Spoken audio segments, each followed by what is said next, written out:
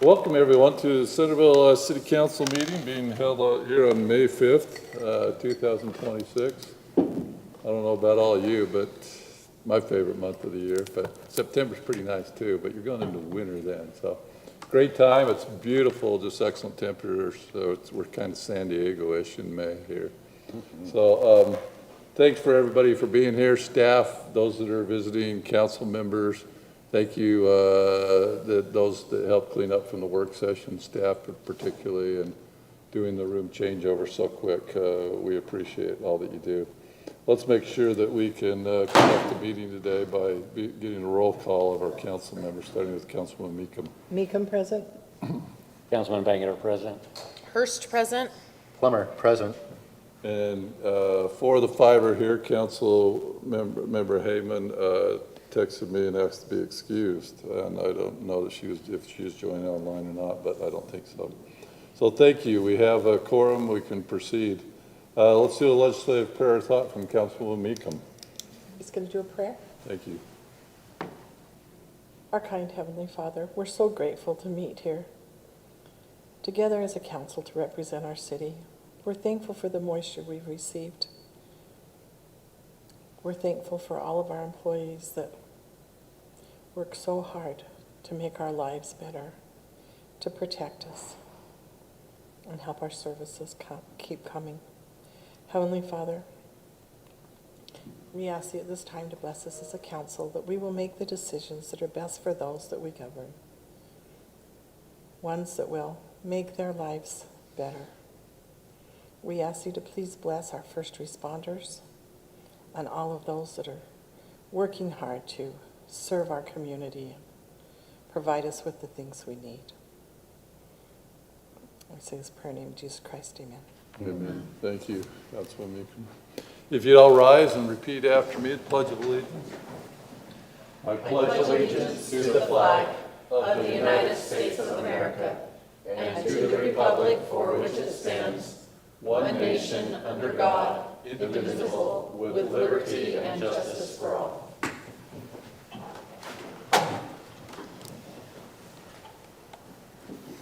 Thank you.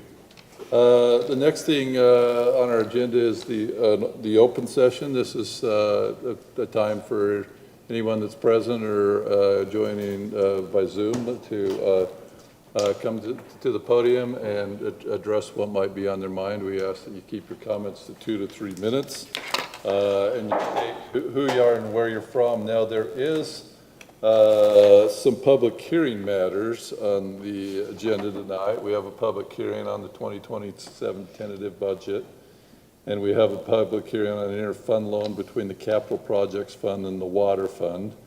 And so we will be giving anyone that wants to comment on those the chance to comment then as well too. So no need to really comment on those, but if there's anything else, it's open game. We just ask that you be respectful, keep your comments 2 or 3 minutes, and realize that because this is not an agenda item, we cannot go into a lot of detail on it, but it's something we take under advisement. So that is now open, that open session. Okay, my name's Kathy Helgeson, and I'm from Centerville. I used to serve on the Planning Commission on and off with Lisa and Gina and Shaylin also. So anyway, I'm happy to be here. I am here out of concern. I love the prayer that you were praying for moisture and all of that. I am here to encourage the council to consider a further restrictions on fireworks within our city. Because we are such a narrow band, the foothills are there, and there are plenty of areas and spots of yards that have just dead grass there, and in this drought year, it's particularly concerning. This is just a few things from the newspaper. Utah is one of the driest in the nation. The snowpack is the lowest on record, and peaked 3 weeks early. You all know all the reports. We have a lack of water, we have dryness, and it's likely to get very dry. And there are so many public firework things that are professional that are well protected by fire trucks and things like that. And I encourage a further ban than, I mean, like where I live, it's on Main Street and then it goes up the street. And for the last several years, this family's moved, but they used to blow off fireworks, and right behind them was a total dry area that would just come straight up to our house. It just made me cringe, and I hesitate to call the police on a neighbor, but it was very frightening to me. But now I just see a real concern with our conditions as they are, that it would be nice to further that away from the foothills, and also have good enforcement with the police patrolling all over. I know they have plenty to do on nights like that, but that's why I'm here, is just to ask consideration to push the restrictions lower and higher if needed. I mean, I think there's places all over the city that would be impacted should a fire break out. So we've been grateful, but even insurance claims, you may be aware if you're watching your property taxes, not taxes, but insurance. My insurance with no claims has gone up from 5 years ago, 90%. And my son, I tried to get him in a house. He moved here, and he tried to get onto insurance, and they said, well, we don't insure people in Farmington. We don't do any new insuring in Farmington and Centerville for fire. So it's a thing that other people are looking at besides us. But anyway, that's my request. Thank you. Thanks, Kathy. So I can give you some information on that. Every year we have the fire chief or a deputy come and present the fire map. I don't know if we have a date. We'll be here in 2 weeks. Okay, perfect. I talked with them, but we didn't get a date yet.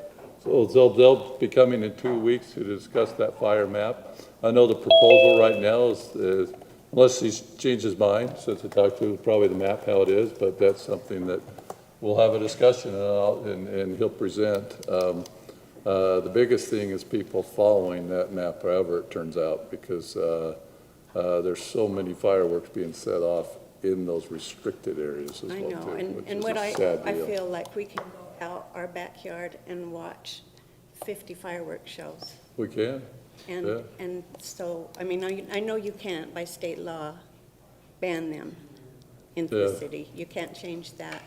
You could further restrict the areas that they're allowed in. And that's my request, as well as a great higher patrol. Thank you for your comment. Very timely with them coming in 2 weeks. Appreciate it, Kathy. Others for the open session? All right, seeing nothing further. Somebody got on Zoom. Is there somebody that, We have a couple people on Zoom. But they're not commenting. They're not on meeting, so. All right, so let's move on to our presentation. Our first presentation tonight is the Bountiful Arts Center presentation. We'll let Serena introduce herself and what she does. Hi, my name is Serena Aragot. I'm the Executive Director at the Bountiful Davis Arts Center, and thank you very much for the opportunity to be here. I would also like to thank you for your $3,000 contribution last year. Thank you. So tonight, we serve residents across the county, including here in Centerville. And so I'd like to show you what we've been working on and how your residents are already, already engaged with us. For us, the work comes down to access. We want to make sure that residents in our communities have the opportunity to create, have connections within their communities, and also to see artwork without cost being a barrier. And that's why all of our exhibitions are free, and many of our programs are designed to be accessible and to anyone who wants to participate in the arts. One of the clearest examples of this impact is the Davis School District Arts Exhibition. Oops, I need to go a little further. This year we had students from your city participate and to be recognized in the exhibition. For many of these students, it's their first opportunity to show their work in a professional gallery setting, which can be very formative and changing for their careers, and it's very helpful for them. In Centerville, we had 25 students apply and 14 students accepted into our galleries. Each year, the Arts Center provides over 20 exhibitions across 4 gallery spaces. more than 80 recitals and performances at an incredibly low price, participation from over 300 students and educators, and we also offer hands-on experiences and community events like our monthly free family art night and Summerfest. But this is what it takes to provide these programs. The DSD Student Art Exhibition costs about $9,500 every year. A curated main gallery exhibition is about $16,000. A smaller exhibition for a solo artist in Utah is about $2,500. And each family art night every month is about $750. And this has grown since 2025 because I'm happy to say that we've been getting more and more people coming into our free family art nights. And Summerfest is now a little bit more than $20,000. And these costs include staffing, supplies, installation, and maintaining our professional world-class gallery space, among other things. So what does your contribution support? When a city contributes a meaningful amount, the support helps us provide free public access to exhibitions year-round, hands-on art experiences for families and individuals, opportunities for students to exhibit their work, and community events that bring people together. It ensures that your residents have a consistent and free access to visual arts here in Davis County, completing an arts ecosystem here in South Davis, along with performing arts, musical arts, and us being the visual arts. We would like to ask you to consider a $5,000 contribution this year to support access to these programs and for your residents. The Art Center has been a part of this community for over 50 years, and we're working to build something sustainable and meaningful for the future. So I appreciate your consideration, and I'll take your questions. Thanks, Serena. Do you still do a lot of recitals and things there? Yes, so about 10 years ago, actually this year, we had a huge fundraiser to have the 2 Steinways pianos and the stage built in the Art Center when we started creating that space that was the old grocery store when it was retrofitted. And so we do provide very inexpensive recital rates, and we have 1 tonight, 2 more this week. It feels like there's at least 2 a week. And BDAC, we do charge a small amount because we have to have piano tuning, we have to have it staffed, but it's not something that's an income maker for us. So it's a little step up from, I mean, I've been to plenty of recitals with my kids at the Centerville Library, cute as Dickens, but a little step up, you know, where you put the tux on and whatnot, the recitals at the Bountiful Davis Art Center are classy. Yeah. It's a fairly major step up. I was there last night with my youngest, and those pianos were donated by private funds, but, and I had older children who played at like 2 in the morning in what they called a piano-a-thon, and we donated money.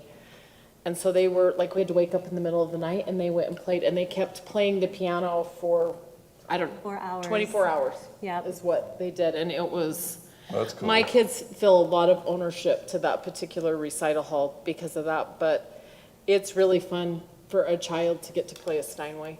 And those, Yeah. so it's a big deal. There's not really another location that has a piano quite like that around here. You'd have to drive really far, so. And, you know, I've taken a chance to walk through and see some of the art exhibits. I imagine like a lot of big galleries, that some are on loan and they change in and out, right? The art Yes, so exhibits. we have curated exhibitions in the gallery space, and we do those 3-4 times a year. 2 of them are curated. One is a statewide annual for emerging artists, and the other one is the DSD show that's happening right now. And then during those, while that main gallery is programmed, we have more consistent solo shows for artists in the upstairs 2 gallery spaces. In our annex gallery, we've decided to have that for the community. So anyone who is for example, a member of BDAC can come and bring their work and display their work. We have the Plein Air Art Festival coming up really soon. Actually, we'd love to have your community be part of that. And so that will not be a curated event. If somebody participates, they can bring their art and hang it up in a professional space. We also, in our in our underground gallery, we do a lot of nonprofit partnerships. So nonprofits who don't have a gallery space, for example, Turn Community Services, They work with disability in adults, like mental disabilities, and so they do art making as part of their cognitive function. And so we will provide space to them to have their show here, and it's really exciting to see their faces light up.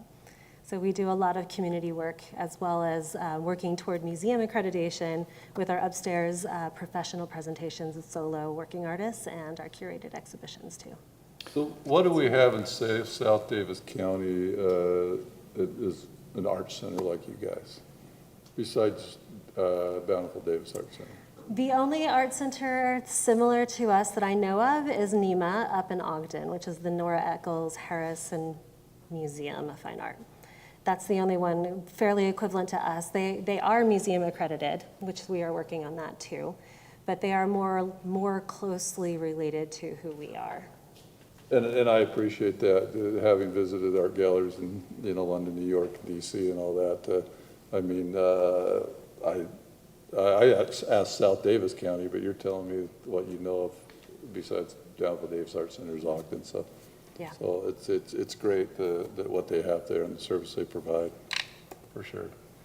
Other questions? Sorry, I'm doing all. I'm curious, Serena, about, I think it's wonderful. I think that these are great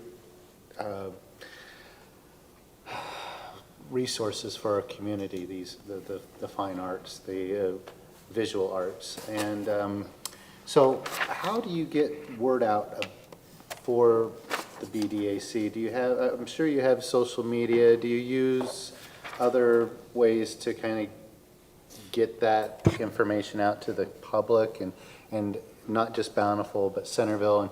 And do you feel like, is it really something that you try to incorporate all of Davis County? I mean, obviously, because the nearest one is Ogden, it really is Davis County's art museum, but yet we don't have that designation yet. But can you? Yeah, so we rely a lot on our members, the people who have already decided they are part of the arts and want to engage in the arts. We have a lot of newsletters that go out constantly.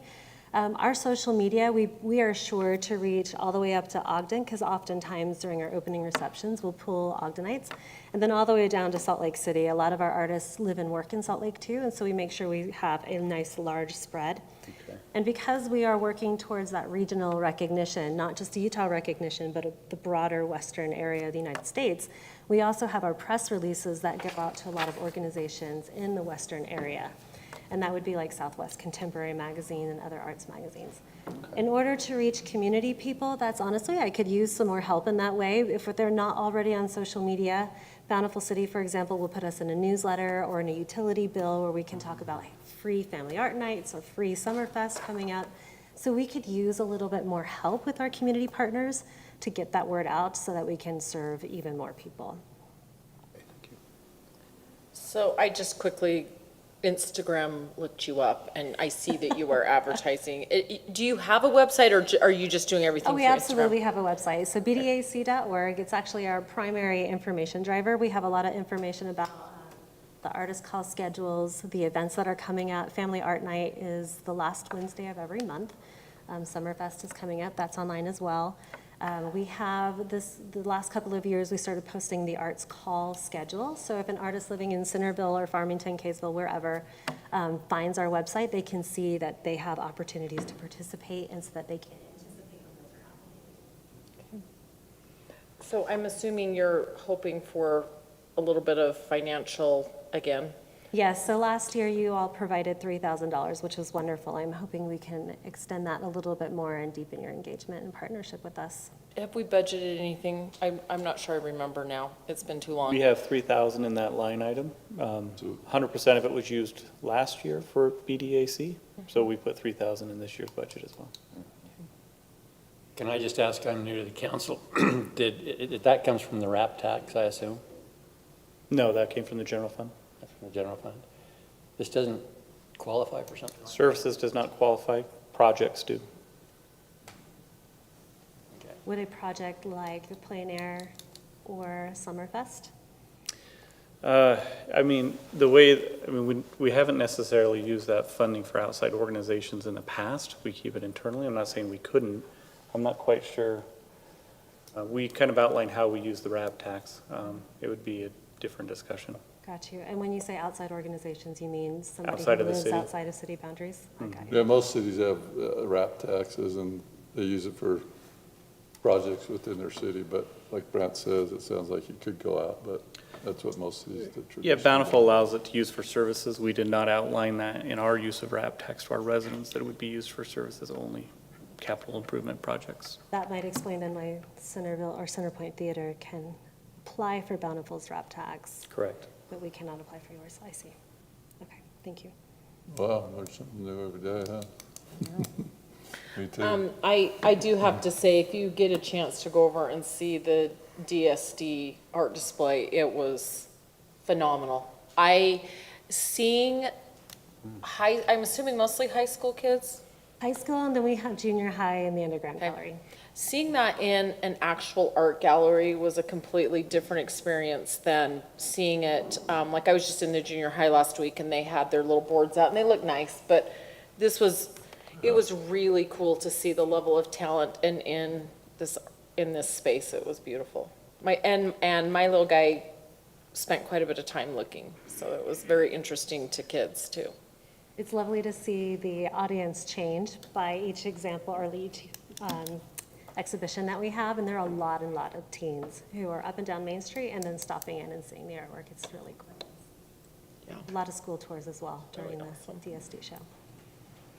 Would it be possible for us to see a comparison of neighboring cities or partners? What amounts that some of them are helping you with? Yes, my papers are right over here. Actually, I can give that to you. Typically, the cities are different in scale. You guys are on the lower end. I would say most cities are at about the $5,000 level. No one has exceeded that yet, but I am going to ask. I would love to see us try to maybe go up a little bit, but I was outvoted last year, so I'm not sure that I would be supported Are on that. these mainly South Davis cities, or do you get other cities contributing too? So this last year was the first time I have asked, or that I have noticed that anyone has asked on behalf of BDAC in over 5 years. And so honestly, it's a lot within budget season. This year, I will be, besides all of our southern Davis cities, I'm also reaching out to Kaysville. Okay. And the school district? I am working with the school district. They did provide a small gift for the DSD show this year, which was wonderful. It helped us provide those cash award prizes for the students for their scholarships and art supplies. We could always do better for them, you know, which I would love to do. I would love to have it fully funded, and we are looking for grant opportunities because a lot of parents love supporting children and youth artists. Thank you. Great, thank you so much. Okay, thank you for your time. What you're doing over there. I will Appreciate it. follow up with your questions and an email that has numbers. Thank you. Okay. We really appreciate the great work you do. Thanks, Raven. All right, let's go to our business items. We have a fun-filled, packed night tonight about truth in taxation and budgets and everything else. Now, this first item, it's introduction to state truth in taxation amendments, House Bill 236 in 2026. So Brent and Lisa are going to talk about this, but this is ongoing, you know, it's filtering over from last year as well too, when some of our neighboring cities, we didn't go to truth in taxation last year, but they didn't even get the memo. And they had to drop doing their truth in taxation stuff because dates have been changed on them and everything else. So appreciate staff filling us in on this, keeping up with what happened in last year's session and this year's session, what we need to know on this. So which one of you wants to go? Well, I'll start real quick, Mr. Mayor. Appreciate that. Council, so the House Bill 236 is what came out of this last legislative session, but there were multitudes of bills challenging property taxes. And so coming out with this House Bill 236 is a huge win.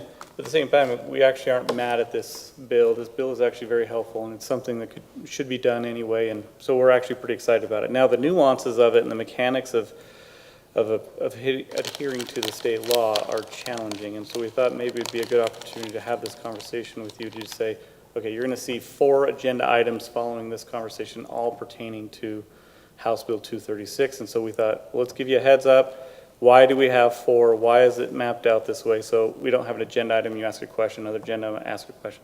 We'll just try to give you a summary right now. Lisa and Nate, particularly Lisa, has done a phenomenal job doing a deep dive research into this. We've attended the webinar, the PowerPoint slides are attached to this agenda. We've learned a lot, but we've also been scrambling for the last week, just trying to make sure we get this exactly right. So I'm going to hand it off to Lisa to share with you all the scrambling we've been doing. Great, yes, thank you. As mentioned, so there were 4 bills in this last legislative session that passed regarding truth in taxation. But the one that I want to highlight tonight is this HB 236, because that really impacts tonight's meeting and our process. And essentially, I think that the objectives of HB 236, which is in your packet, number 1, the legislature says we want to bring the public into the truth and taxation process sooner. I think we always did. Centerville has always had a public hearing at today, the first meeting in May when we present the tentative budget because of the language in the statute. And then we also have another budget hearing in June. But anyway, bringing the public in a little earlier and providing the public more information earlier in the process. And number 2 is to kind of alleviate the public sense or concern that since our fiscal year starts in July 1, but we don't actually adopt our budget until August or September, this appearance that we're already spending this tax increase when we haven't actually had our public hearing and haven't heard the public input. So it almost feels like a done deal to the public, which for Centerville, no, we're going to have that public hearing and take that input. But so I think they've put in a few guardrails here to protect that and to prevent that sense that we're spending money that we haven't actually approved yet. So the requirements of HB 236, which it does complicate this process, but I do agree with Brant that this is making it better, and we're just trying to get up to speed and making sure that we comply with the state law. And I do think what the mayor talked about happening to cities last year does create a sense of stress and a little bit of panic because we don't want to misstep. So we've been going to all of the trainings. The league has stepped in, the state tax commission has stepped in, and so everybody's trying to provide this information. But so for tonight, we are being very cautious. We're making everything a separate agenda item, and we're adopting a resolution for everything to make sure that we're very clear with our compliance with the law. So what HB 236 requires, since we're presenting a tentative budget tonight, which will be presented by the budget officer, and that tentative budget proposes a property tax increase. So the budget officer must provide a public statement when the tentative budget is first presented. So that's tonight. A public statement stating on record that our tentative budget proposes a property tax increase. Number 2, we have to provide a separate agenda item on our agenda stating the budget officer's intent to make a statement. Now, the league is going to work with the legislature to see if we can eliminate this step, because we can put it on the agenda, just, budget officer statement. But I think perhaps what they're trying to do is just at least make it clear that it's a separate item, because if some cities put this budget officer statement in the public hearing for the budget, maybe it gets lost. So anyway, we're doing both. Our agenda item number 1 is an agenda item that says the budget officer intends to make a public statement tonight that we have a tentative budget that proposes a property tax increase. Agenda item 2 will be the budget officer's actual public statement that we have a tentative budget with a property tax increase. And we are adopting a resolution to that effect, and this is best practices from the league, saying because we also have to provide evidence to the tax commission of compliance with the law. So this resolution helps us as a city and staff show the tax commission, yes, the mayor is signing an official document that a majority of the council adopted, that we complied with these first two steps of HB 236. The third requirement is that the budget officer also has to present to the council a tax impact schedule, or a property tax impact schedule.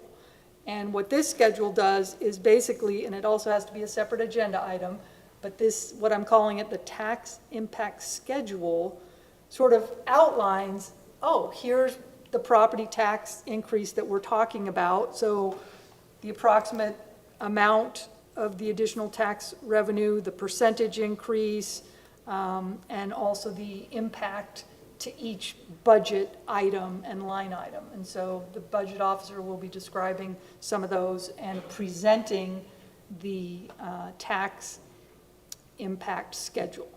So there's a statement and then there's a schedule. And then we also have a resolution for that. And I wanted that to be a separate resolution from the other item because it says in the statute that this property tax impact schedule has to be a separate item from all of your budget documents. So again, they don't want this information hidden in one really long agenda item. So we're going to have the statement as a separate item and the tax schedule as a separate item. And then we finally go into the presentation of our actual tentative budget. So what we're asking the council tonight, which is the third resolution, 2026-11, is for the council, after the budget officer has presented the tentative budget, to actually hold a public hearing on this, because the statute says that the council shall review the tentative budget at a public hearing or a special hearing. So we have always scheduled this as a public hearing, but it's not the main public hearing on our budget. It's just so that we can tentatively adopt the tentative budget. So that's what we're asking you to do. It's not saying that this is your budget. It's just saying that we are essentially accepting the tentative budget presented by the budget officer.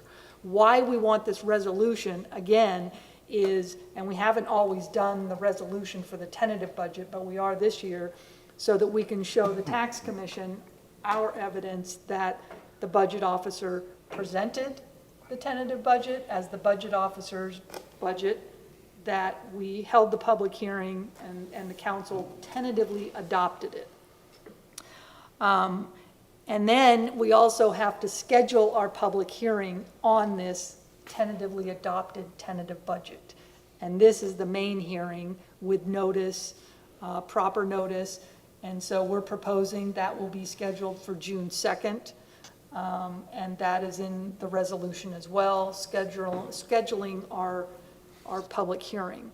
Now, at June 2nd, we will really be talking about, because HB 236 now requires us to adopt, if we're going for a property tax increase that won't be decided until August or September, we now have to adopt an interim budget.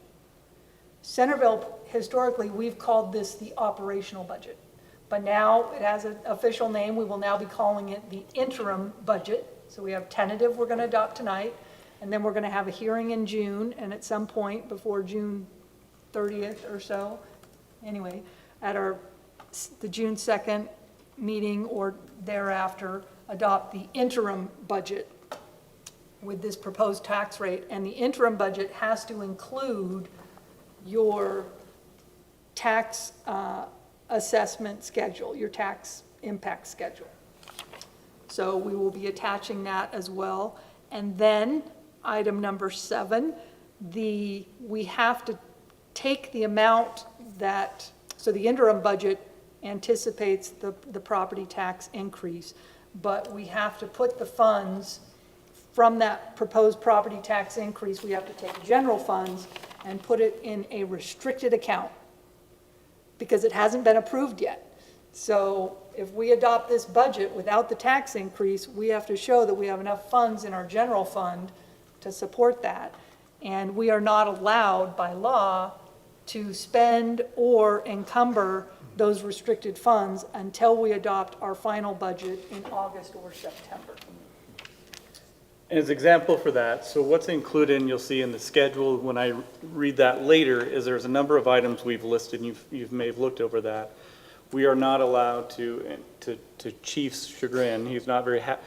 Since police officers listed in that, we can't necessarily go out for recruitment for a police officer until that's approved and certified tax rate. Now, the issue with the state legislature that they had issues with, let's say we allow Chief to start recruiting right now, he has somebody in place, then it puts pressure on you as the governing body to approve that property tax increase, and you almost feel like, well, it's already spent anyway, so we have no choice but to approve this property tax increase. And that's really where this bill came from, was that argument of that pressure that it's already been decided. And so all those items listed, we can't proceed with or encumber those funds or spend those funds until the certified tax rate. So our meeting will be in August, but the certified tax rate generally doesn't come until September. So those funds won't be spent until September, or we won't make progress. So Bryce has to wait on Yopify and not go forward with Yopify just yet. Those types of things will be delayed.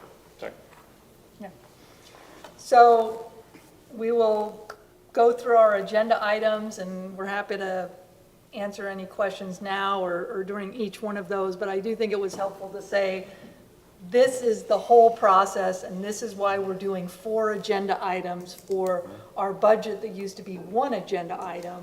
But again, I think for the public, this is going to be helpful.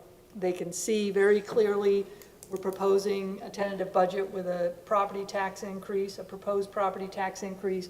We have the tax impact schedule that they can review, and it's highlighted on our agenda, and then we will present our proposed tentative budget with a public hearing. Thank you. Any questions before we move on to those other items? Okay. So with that said, hopefully you all read 27 pages of House Bill 236.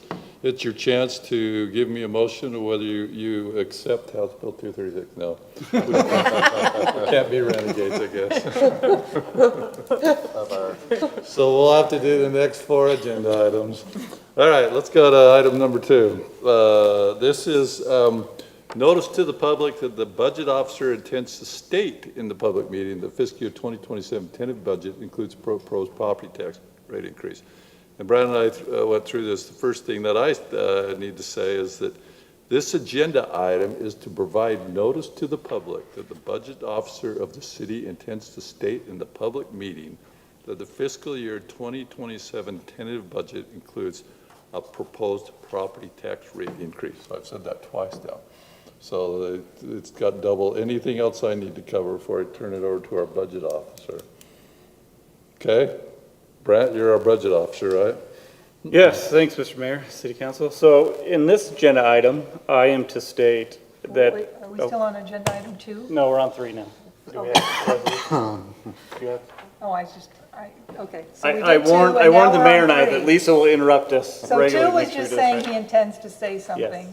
Okay, And no, then we go to I'm supposed to 3 is move. that he says something? Yes. Okay, that's what I thought, but I'm on the just record. making sure I'm following. Okay, so now we're on 3. Now he can say something. But now I have to say something in 3, don't I? You should introduce 3 That's as right. the budget officer. Okay, so 3, this agenda, item number 3, this agenda item is to provide the budget officer the opportunity to state in the public meeting that the fiscal year 2027 tentative budget includes a proposed property tax rate increase. And here's the extra sentence. The budget officer statement is intended to include and satisfy the budget officer obligations under Utah Code 59-2-9194AI. Thanks, Mr. Mayor, City Council. So in this item, all I need to state is that at a public meeting at the City Council held on May 5th, 2026, that the FY 2027 tentative budget includes a property tax rate increase. I will follow up by just stating in the background information on this agenda item, we go into much more detail regarding that information, but I'm not going to share it in this instance because I will actually share it in the schedule on the next item. So there's actually a pretty good background there that helps understand some of the services being offered, the rate increase. Those items are in that background. So I have stated that there is a property tax increase in this FY 2027 budget, Mr. Mayor. Thank you. But item 3 does have the resolution that we would Yes, like have you a to adopt. resolution. It does. It has resolution 2026-09. So are you okay with me asking them if they have any questions on 2026-09? And if not, motion. So questions on resolution 2026-09? I'm going to reserve some questions until the next session, but I think it's important that we maybe clarify here that that increase is in the amount, the proposed increase is in the amount of 15.5, right, %? As the resolution state 15. Proposed. Yeah. That's the proposed tax rate increase. No, I didn't put any. We don't have that in this resolution, do we? But but that is stated in the staff report, and it is approximate a percentage increase of 15.5. 2026-09? That is not in the resolution, it's just in the Sorry, staff it's report. just in the staff report. I Yeah. apologize. Yeah, the resolution's basically what we just talked about. It's just stating that we're going to acknowledge the state law in Yes. regards to the agenda item that was just done by the budget officer. All right, so I don't hear really any questions. So I think I can make a motion to accept resolution number 2026-09 with, as is. Is there anything else that Yeah. needs to be stated? Yeah, and just to Councilmember Bangerter's point, the statute is interesting in that it sets forth the budget officer's obligations in the first part, and it says the budget officer shall make this statement and present the tax impact schedule. But then later in that same section, it starts talking about the taxing entity's obligation. And so we discussed the taxing entity's obligation, which you'll see in the staff report. So the budget officer's obligations are in section 919-4AI. But then in 919-4BI is when you get into the tax entity's obligations, and that's where it talks about the entity intends to have a tax rate, and then that's where you have to state the amount and the purpose and the percentage. So we have elected to do that next meeting, have the taxing entity make this statement. We wanted to keep it clear that tonight is the budget officer's obligation. Next week, you'll see that 4B doesn't have to be adopted until between May 1st and June 13th.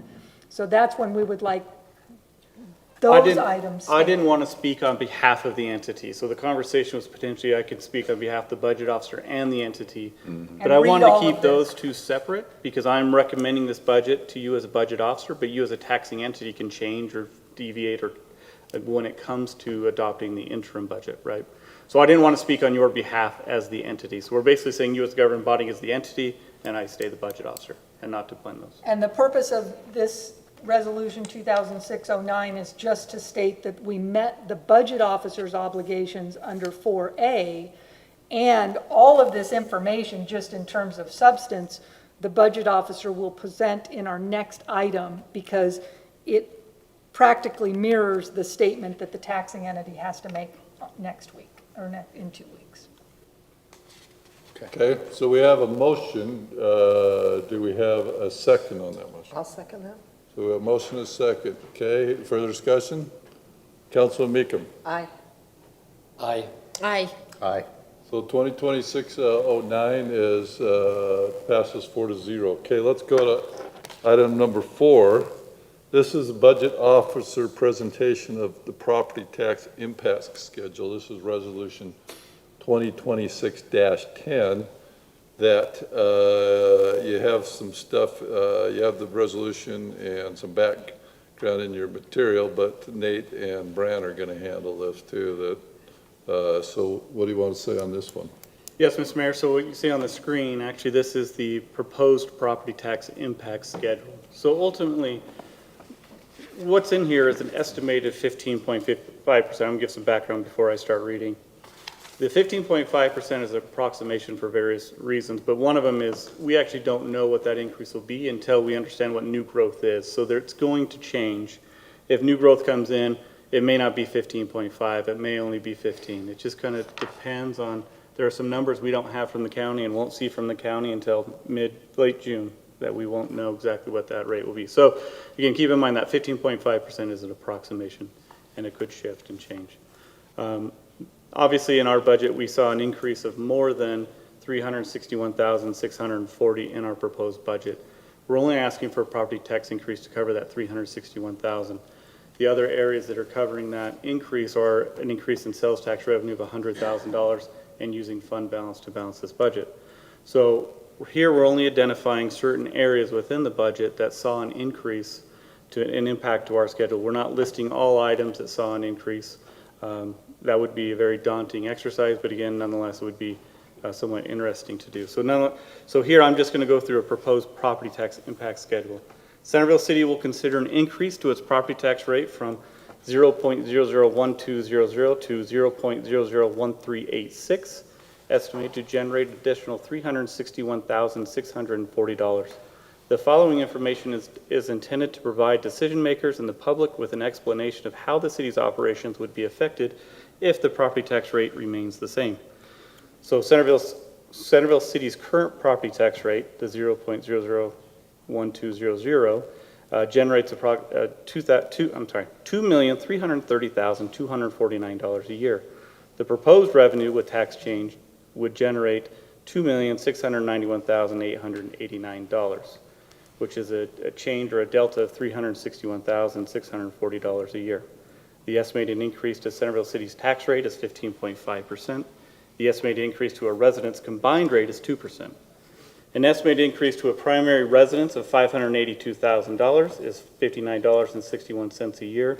Estimated increase to a business valued at $582,000, $108.39 a year. So now I'll go through each affected department and potential use of those funds. So the first item is the affected department is the police department. There's two items there. In operations, it would be an $180,000 change, and in the capital projects would be a $70,000 change to total $250,000 in the police department, supporting the police department. The impact of no tax increase. The police department would not be able to hire an additional officer, purchase a new patrol vehicle, or fund associated equipment and operational costs such as fuel, training, and maintenance. This may impact response capacity and overall service levels. The next item is the affected department is the fire department. The proposed budget and the difference you can see there, the budget change would be $35,702. The impact of no tax increase. The city is required to pay the increased assessment to South Davis Metro Fire. Without a tax increase, other general fund departments would need to reduce their budgets to absorb this cost, potentially decreasing service levels nation or citywide. Alternatively, the city may rely on fund balance to cover the increase. The next one is the attorney department. The change in that department is $15,813. Impact of no tax increase. The attorney's office would be unable to utilize interns or outside legal consultants. This may reduce service capacity, increase the city's exposure to legal risk. The next one is the court department. The proposed budget, all that's there, the change is $12,000. Impact of no tax increase. The city would be unable to fully fund increased prosecution service costs due to rising rates. Alternatively, fund balance may be used to cover this increase. Next is the administration department. The change in that budget is $22,765 for this item. The impact of no tax increase. Now, when I mentioned the budget change, it's not the overall budget of the department, it's just particularly pertaining to this item. I should have clarified that earlier on. Yeah, Impact. hopefully we got it. Impact of no tax increase. The city would not be able to implement Yapify, a communication platform that enhances engagement with residents and businesses. Additionally, the city would be unable to fund an intern position, which may reduce operational capacity and service levels. Next is streets. Now, within the Public Works Department, the change is $15,860. Impact of no tax increase. Due to rising electricity and maintenance costs, the city may need to reduce street lighting by turning off lights or delaying repairs, which could impact public safety and service levels. Next is the Trails Committee. The budget change there is $1,500.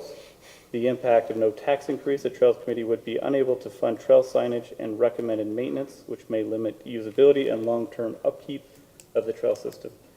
And lastly is the mayor and city council budget areas. The change is $8,000, budget change is $8,000. Impact of no tax increase, the mayor and city council would be unable to attend recommended trainings, which may limit their ability to stay informed on evolving state and federal laws and best practices. And Mayor, that concludes my proposed property tax impact schedule. And I didn't do my math, but do those budget changes add up to 361,640? Does it, Nate? There you go. Okay. Good. Yes, it does. I like that, how it's lined out like that. Yeah, as we're going through the exercise, I mean, Nate, as we're going through the exercise, it was actually very helpful because we obviously were discussing all these different areas and changes that were occurring, and it was actually a really good exercise. So, again, how we settled on this were various reasons, but these are the ones that make sense that if we did lose, that we'd find a way. Maybe some we can do without, but ultimately, these are all recommended, and we think they're all justified and well worth the property tax increase. So that's why we came up with this list. So did you have to, as I was reviewing it, I thought to myself, this is a little more detailed than what we had in our budget retreat. Because of this HB 236 and possibly other bills, did it cause us to have to go in a little more detail to add up to that 361,640? Well, there's one item that maybe not be the full amount. I think there might have had to be some, I don't know, Nate, did you have to adjust any of the line items, or is that, no?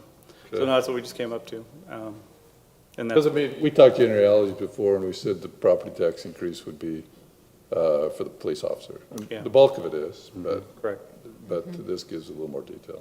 Yeah, again, it was a great exercise as we went through this. Ultimately, next year, I mean, we're already planning next year. There'll definitely be a different presentation type approach. Just again, differing ideas of what present means from the state law. So this will present a little bit differently, and of course, we'll work with department heads, because I didn't necessarily have time to consult with department heads saying, by the way, Bryce, Yopify is on here, and you may have to hold off. Didn't have time to necessarily communicate with all department heads on some of the impacts. All right, thank you. That gives us detail, and even if we weren't required to read it, I'm glad you read it, Brant, so that was helpful. So anything else before I ask for a motion? Mayor, I have several questions. I'm Okay. sorry, it's going to take. You may go ahead. Okay, first of all, I want to acknowledge and appreciate all the hard work and effort that's gone into this. And I want to identify my support for this legislation, which identifies better, in my opinion, the disclosures of truth in taxation and where the increase that we're going to ask for our residents of this city and businesses to pay for. And I want to acknowledge that I'm older. I'm the oldest one in the group here, obviously, and I will readily acknowledge I'm probably recognized as being more prudent in the fact that I take very, very seriously the dollars that we're collecting from our residents and businesses with respect to taxes. Okay. I have some questions that are going to lead to some comments. What's the COLA increase identified at this year? 2.9%. 2.9. Are we going to also recommend an increase in some of our rates? Water? Yes, I don't know. Again, I don't know if this is outside of this item we're discussing, right? So we're going to talk about the tentative budget in the next item, which I think that would be the better place to have those conversations about water. Again, this is just me presenting to you as the budget officer what's included in this tentative budget I for get you to that. review. What I'm trying not to necessarily- establish is a feel for impact along with other items that our residences and businesses are going to have to shoulder, okay? So we don't know for sure, but there may be a water increase as well. Is the fire department, in addition, Southwest Metro Fire, do we know, Mayor, and Brent, you go to those meetings, are they going to propose a tax increase as well as the increase they're imposing upon the assessments for the cities? They have gone to truth in taxation. Okay. Do we have any idea how much they're going to recommend to increase their? It hasn't been presented to the commissioners yet. I don't know if the admin board. We've discussed and made a it. recommendation. We've given the board essentially two options to either do a property tax increase. I don't know the full, I actually don't know the percentage. I know the amount they're trying to collect. But I want to say it's potentially 20% property tax increase 20%? for 1 year, but they also have an option where they consider 75% to cover them for the next 3 years. But that's not our recommendations from the admin committee. Okay. Are there any other, you can think of, potential increases or property tax implications, any that you could help me with besides what we just talked about? You know, you're referring to just our budget, or referring to budgets that might impact our residents? That might impact our residents. I don't know if South Davis Rec is proposing one. I don't know if mosquito abatement is proposing one. Maybe Nate Mosquito has some of that abatement did information. do one last year, right? A small one, yeah, okay. I thought Shadian said they were going to do one this year, but maybe not. Okay, sewer district? I don't know. No, not, I Don't don't think- think, I don't think so. Our meeting was canceled last month, so I'll have to get back to you on that, but, no, not that I'm aware of. Thank But you. but those rates will continue. Fees and property tax intermittently, off and on, will be increased to continue to cover the cost of the bonds for the new sewer plant. Yeah, Upgrades. so upcoming capital, I mean, they're coming, but I think we've seen the worst of those increases. okay. I can report from my committee that the Centerville Dual Creek irrigation water does not anticipate a price increase. Okay, and then I want to, so those are some numbers we can keep in the back of our mind here as we talk about some things. Also, hopefully, from my perspective, we're going to move forward with something to satisfy the needs of the majority of the citizens who voted for a bond to provide a cemetery, additional cemetery space in our city. That could be a significant increase in our residents' fees going forward if we initiate that bond and do that. There's some, and then we had a proposed county tax increase this year, which started out at 30%. And after huge public clamor and ideas shared, that was diminished to, I think it's 16%, 15.9 or something that the county settled on. So significant increases. I realize and I appreciate, and I will acknowledge that there are necessities, that inflation, COLA increases, those kinds of things are necessary, and from time to time, expenses need to increase. Revenues need to be generated to meet needs. I get that and I support that. Now, I don't understand on the property tax impact schedule that we're presented, seeing it for the first time Friday night when the packet came out, how did those budget line items, there are 8 of them, and I've gone through thoroughly and extensively our budget, and there were 46 line items in our proposed budget that we've discussed in work sessions and council meetings, 46 line items that increase over 5%, which is over the salary increases we've talked about. I looked at things over 5%, 46 items. 8 of those were included. Well, and there's only 7 of those that are included here, because one of the other items was a capital project for the police car. But how did staff come up with 8 of 46? What was your determining factor there? Again, as I stated at the beginning, there are other factors that are funding this. We selected 8 of the 46 items you've identified, but not everything's going to be a property tax increase related. We have sales tax revenue coming in. Also, we're using fund balance to balance the budget, right? So the property tax increase is just funding the items we've identified here. And these items, again, are items that we were considering that if the property tax didn't increase, could we do without? The answer is sure, we can do without, but some items we're going to have to use fund balance to fund because we can't get rid of the fire assessment. So if there's no property tax increase for the fire assessment, we're going to be using fund balance.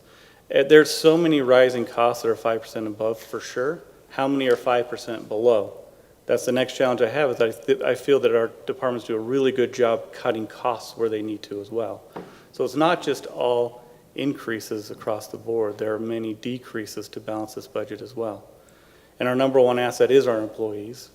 And I fully believe that the process that we've used for the last 7 years to fund our employees is working well, and we've maintained and kept our loyal employees to where we are. So the items that are listed here are just that, items that if council says, you know what, we can do without, then we'd find a way to do without, but also we'd come to you and saying, well, then we need to use fund balance for other items like the fire assessment. Prosecution services, that's a cost we can't control. If we have so many jury trials, that cost is going to go up. And so we're going to have to use fund balance to cover that, or our reserves to cover those increases. So we are not these are items that it's like, look, we're going to have to fund. And due to rising costs, whether it's inflationary or rising rates, we now need to start bearing those costs and passing those costs on to our residents to help us fund that, because we don't have other revenue sources coming in to balance our budget. Brent, would it be safe to say that some of these also, I'm looking at them and I'm saying, I think these are costs that will tend to come year after year, which in my mind is one of the defensible reasons for a property tax increase versus trying to find it in the sales tax revenue. The only one that's not an ongoing expense is the capital projects police vehicle. But right. As I've stated in the past, since we have a 5-year rotation, it is essentially an ongoing cost. Well, you were right. I was going to say, we don't maybe have a car to trade in for that particular vehicle this year, but we are still on a rotation basis. Now we're on a rotation. You kind of, you said, hey, we think we can live without rotating one of them this year, but if we hire the police officer, we still need the car. Correct. But because of HB 236, we had to identify the 361,640. You're telling me that we could have identified potentially some other. Oh, if you want to go up 800,000, I mean, we could have gone No, up 800,000. that we could have replaced one of these with something else that was going up, but. Many things. So Right. the area work gets That's- complicated. But because of what the law requires, you have to assign them to something. But we know what the major thing is. Right. And And this simplified it. You're absolutely right, Mayor. One Yeah. of the issues, I could have read through this, but our rising Medicare costs, or not Medicare, we're not Medical. our rising medical costs, right? That's going up. So in this list, I could identify every department and listed the price or the cost that's going up. Now, we could have listed labor Right. costs as the reason for it and gone through every department. So there is some level of simplifying this to identify things that make sense. But we could easily, in this budget, as I've shared, is we're transferring, I believe, $1.2 million from Fund 47 to balance this budget to help pay for those one-time expenses. That's the most we've transferred. And that's the alarming rate. If you want to ask me, we could easily go up to 30% to start setting us on a better, but that's too much. Let's do 15.5% this year, reevaluate next year. But as a city that's aging, and I'm going to get philosophical for a moment, we don't have a rising sales tax base. We're pretty conservative, but now those costs are kind of catching up, and we're aging out. Our infrastructure is getting older and aging. We need to replace it. It's now getting to a point where you have to consider taxing rooftops to still provide a level of service that is expected by our residents that we need to support. And that's taxing rooftops. And again, and I'll say most residents will tax our rooftops to make sure our roads are taken care of and make sure we have police and fire we can rely on and parks plan. So, or streets, anyway, all that matters. But again, that's your decision, that's your policy decision to make sure what service level do we offer our residents. But I'm just telling you now, every year I'll be proposing a property tax increase to balance this budget to make sure we maintain a level of service. Staff will still do an excellent job finding deals and getting grants to reduce and make sure we don't impact our residents as much. If we didn't get the grants we've received over the last 10 years, we'd probably have a 100% property tax increase. But we don't. Now, I appreciate all that. I think we understand that, and that's good background that I think I clearly understand. What I don't, and I'll be candid, is as we look at the 7 or 8 items chose, out of 46 to choose from, or something maybe slightly under that, the purpose for this legislation is so the public can see where their money's going. And it looks to me, I mean, like... I disagree, Councilman Baker. Okay, I let me disagree. finish, please, Brent, okay? There are some areas there that are appealing and make excellent argument. We're totally supportive of the police necessity and some things. The fire, we've talked a little bit about. There may be some things maybe if this city decided not to pay the increase, not the assessment, maybe it would rattle some feathers in the department.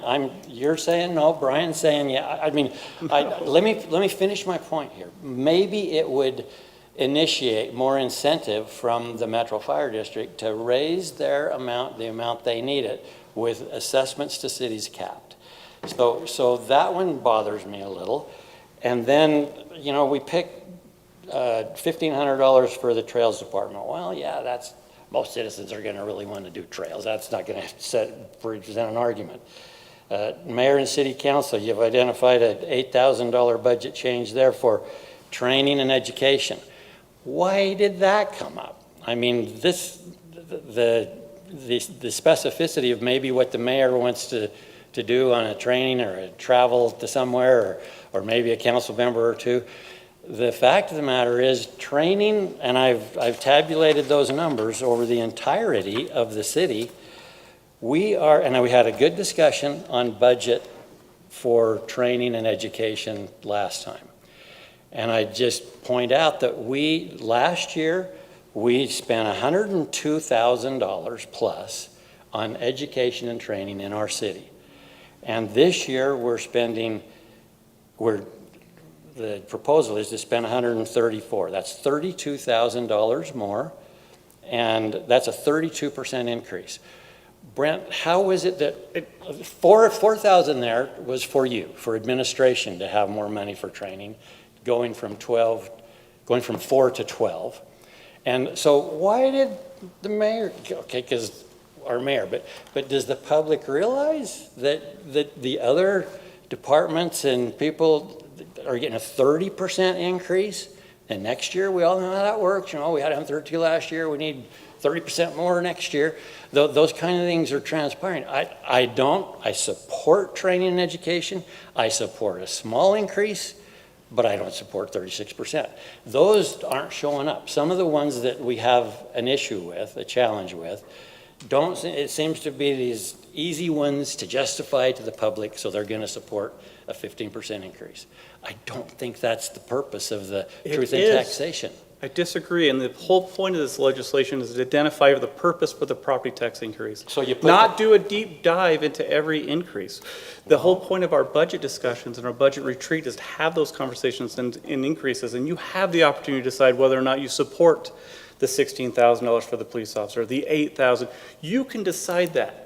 It's all transparent. Everything is there, whether or not it's in this schedule. The conversations that we've had, the multitudes of conversations we've had regarding this budget clearly outlines where the increases are so the public can listen. Whether identified on the schedule is irrelevant. This is just to justify it's not irrelevant, or it is wouldn't be irrelevant required according legislation to at I'm all. not done. It is not irrelevant according to this law. The law states to identify the reason in the affected departments. Regardless of how I choose the 8, this is my recommendation as the budget officer. I don't have to list every potential increase. Because if I'm going to do that, I'm going to be recommending an 80% property tax increase to cover all these costs. I'm not doing that. We are looking at certain things, and we're having to use fund balance to balance this. But we are just looking at those affected. We are having conversations, Councilmember Banger, about where those increases are. You as the policymaker to decide whether or not you support that. And you can back off that. We are Republican democracy. You represent the people. We are not a true democracy where everybody gets a say. You are elected by the people and they trust you to make these decisions. So I want to interject here. Thank you for your comments. What I want to interject with is that I'm not, with all respect to you, Councilman Banger, other than the public having to bear burdens of tax increases and fee increases from other entities, I'm not sure why you brought that up. I mean, we have to run a city. What the sewer board does, what the mosquito board does, is their thing. I mean, we have to do a budget that runs our city. That's a whole different company if you're looking at the private sector. I mean, I'm not going to set my rates for your roofing costs, and you're not going to set rates for me for my CPA firm. I mean, yes, I'm glad you brought it up, be mindful of the other residents, but that has nothing to do with running our city.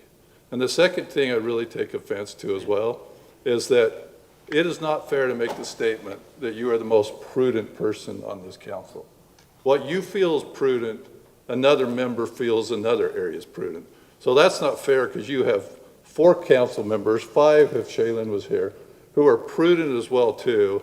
And to put on the public record that you're the most prudent, I take deep offense to that. And if this was a courtroom, I'd say it's not relevant, because it's not relevant, okay?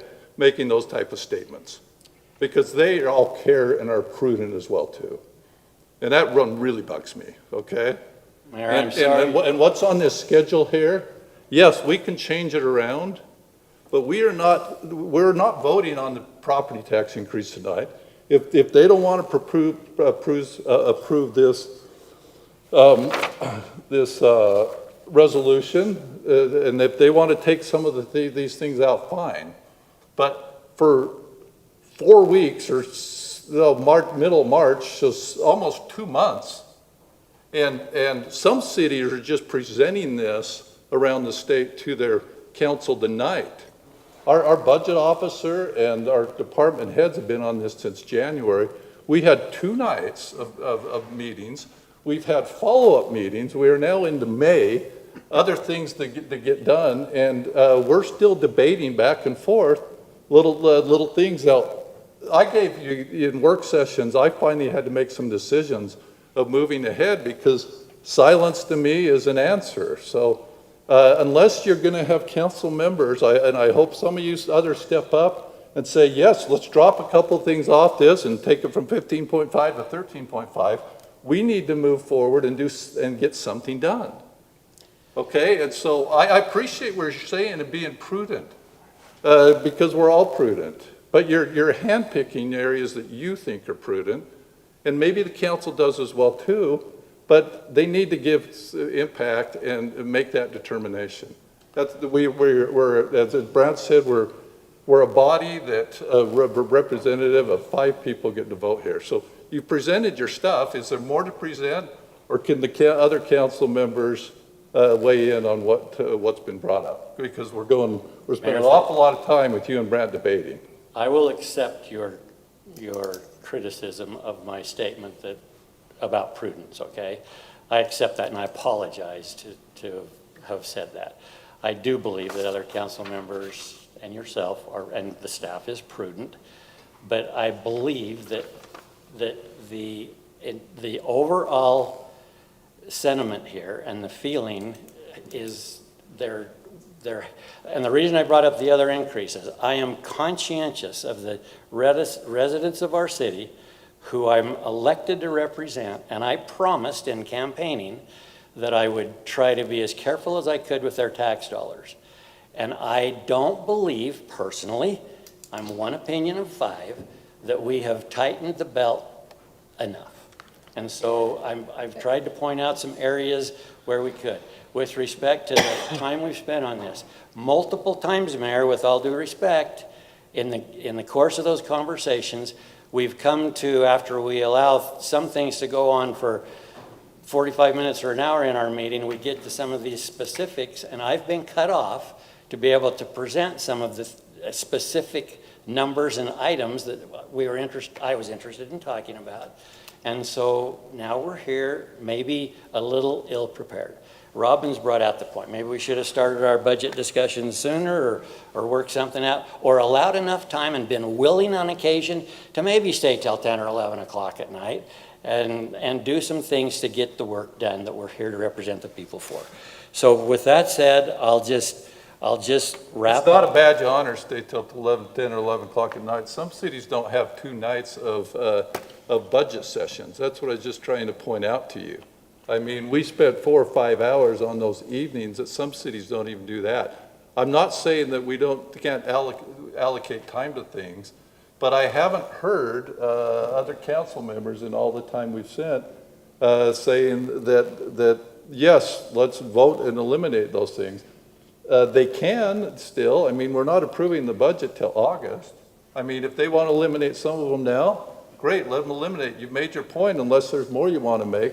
Otherwise, you can eliminate them by not approving a property tax increase or reduced property tax increase. Mayor? I think it would be helpful. I agree. I don't think we need to stay here until 10 or 11 just to hear ourselves talk. If you have something you specifically want to replace, I would love it if you would bring it. Just talking about it doesn't solve the problem. So come and solve the problem with a suggestion of what to replace it with. I would love to hear that. But besides that, for me personally, I'm okay with what staff has selected for those items. And I have to say that the tentative budget is perfectly printed out, every single line item. Everybody can look at exactly what you're looking at. They can find the 46 items just like we can. I'm not opposed to what you're saying. If you want to change something, fine, but bring me something. Like, don't just talk about it. They were here, Gina, during those meetings, and But where are they tonight? Tell me what you want to replace. Say, instead of capital projects police, I want this in there instead. That's where I think it would be helpful to get, just so we can get to solving the problem. And Mr. Mayor and Council, just to clarify, that's your opportunity at the next meeting, when you adopt the interim, you can change. And again, I'm proposing the budget officer, these are my recommendations. Now, when you have the opportunity to review it and you want something different listed on the interim budget, you have that opportunity next month to make those changes. But again, this is what I'm presenting to you. That's what we're approving, not necessarily this is where you tell me as the budget officer what you're changing for what I'm recommending to you. This is what I've prepared. Okay, so that's my question, and it's probably uneducated, and I should be smarter on it, but It's new. we haven't done it this, Robin? we haven't done this before, so yeah. I'm panicking as I'm reading this and studying it. So you listed those things on there, but so what if I decide I'm not gonna give the $8,000 to the council? Does that have to lower my property tax increase, or can I put something else in there? You can go up to 30%. Like if you want to start listing everything, you can put it all I don't on wanna, there. I mean. Right. But if you where take, you're giving us this paper. Yeah. Is there still a point where this paper can be changed, and instead of having Correct. the city council and the mayor, we can put something else there? For sure. Because if I decide not to do that with the 8,000, but then I might move that 8,000 to here, so I still need the same property tax. you don't have to have the same. Again, that can decrease. So let's say you pull the 8,000 But I'm saying, out. what if I don't want it to decrease? Then What you if can I'm okay replace it with the- something else that you feel like the city can do without if it's not approved by yourself in the future. So, I mean, what. Maybe we need to go to Lisa for more technical questions. If I'm understanding this correctly, like, let's just bring up this example. I know Rick brought up, and you can correct me if I'm wrong, but you talked about the garage doors. So if you would rather see the garage doors in here, I think that you're saying we bring that up at the next meeting. I would rather see the garage doors listed on this impact statement. Right, so this was an interesting read, going over and over these statutes. And initially, when I drafted this resolution, I said, we're going to adopt this tax impact schedule tonight. And Brant pointed out, well, wait, I think we really need to separate out the budget officer's obligations, which is tonight, knowing that there may be some further discussion by the council. And so these documents tonight really are providing that separation where the budget officer is obligated to present the budget officer's tentative budget to you and to present this tax impact schedule. But our full intent is, and I think it's even in one of these resolutions, that, as I mentioned, the council is obligated to not necessarily adopt, but attach. The interim budget that you adopt in June must include the tax impact schedule. And so the way I read that is that, yes, you have every authority, just as you do with the tentative budget, to continue to make changes on this before you adopt it as interim budget and before you adopt or include this tax impact schedule. Now, I do think this is staff's recommendation for good reason, as we have discussed tonight. Like, these are some things that, yes, if the council does not approve this, these are items that make sense. But I do think that the council still has the opportunity to discuss at at the next meeting, your changes, which would be in the interim budget, and your changes to this public tax impact statement. For example, Councilman Banger, I don't agree with necessarily everything in the budget, and I could say, if we look at the low-hanging fruit and we eliminate the training for the mayor and city council tonight, because number one, I don't know if anybody else is going to go. Number two, that was for this fall. I may have a business commitment now, but still, I would say, yeah, we can eliminate it, but I don't know that it changes what we're doing tonight. Maybe it does. You guys, you tell me, Brent and Lisa. But those are things that I think, and what we discussed over the last month, that there's still probably not clarity on, because we would run out of time in our work sessions. But Well, if I understand this is just Brant's opinion. As the budget officer, this is Brant's opinion. This is what I think is best. But in 2 weeks, we can have Robin's opinion, and I can say this is what I think is best. And then the council can say, I agree with this on Brant, and this on Robin, and this on Brant, and this on Robin, and we can create our own. So all Brant is doing is giving his opinion tonight. And then we can give our opinions in a couple of weeks. Is that a simplified way of saying what's happening? In 1 So month, we right. don't have to discuss or agree or 1 month. disagree with this. Correct, and actually tonight is, and this resolution is just saying, the budget officer has complied with the law, his obligations of the law to present this, and then, yes, at the next meeting, So this you is can a good thing finalize. to help us, because now if Rick or I or anyone else disagrees with Brant's things, he's not blindsiding us in 2 weeks. I've got 2 weeks to think about it and think, okay, there's $8,000. Is that where I want it, or am I gonna put it somewhere else? So really, I know where Brant's mind is. Now, I can correct it as I always. And I like that, and if I may, I just want to say my piece here, because I think that overall, I'm very happy with the legislation and how this has been laid out by our budget officer, in that it's complying with the law, and this law is actually helping transparency and helping our residents understand what is being proposed. And really, what we're proposing is not, I think sometimes focusing on the tax rate is a misnomer. I think that we're really looking at the dollar amount. Correct. And that is where we have the ability to say, okay, we're really needing $361,640. That's your proposal. And then we can go through and say, okay, this is where he's identified that money to come from. And we can then, as we've all discussed, make some changes if needs be, or accept it as is. And, I'm actually thinking back to our county meeting that did propose the 30% and how beneficial something like this would have been at that meeting to help people understand better what was being proposed, and perhaps proposing an amount that is higher and allows for people to see all of the changes, and then for council to be able to whittle away maybe or accept those proposed budget changes would be a benefit for not just council, but for the residents to see where all the money is going. I still am going to go back to the Ferguson group and would love to see, would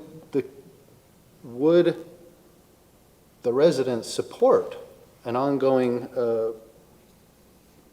payment to the Ferguson Group if it meant higher taxes.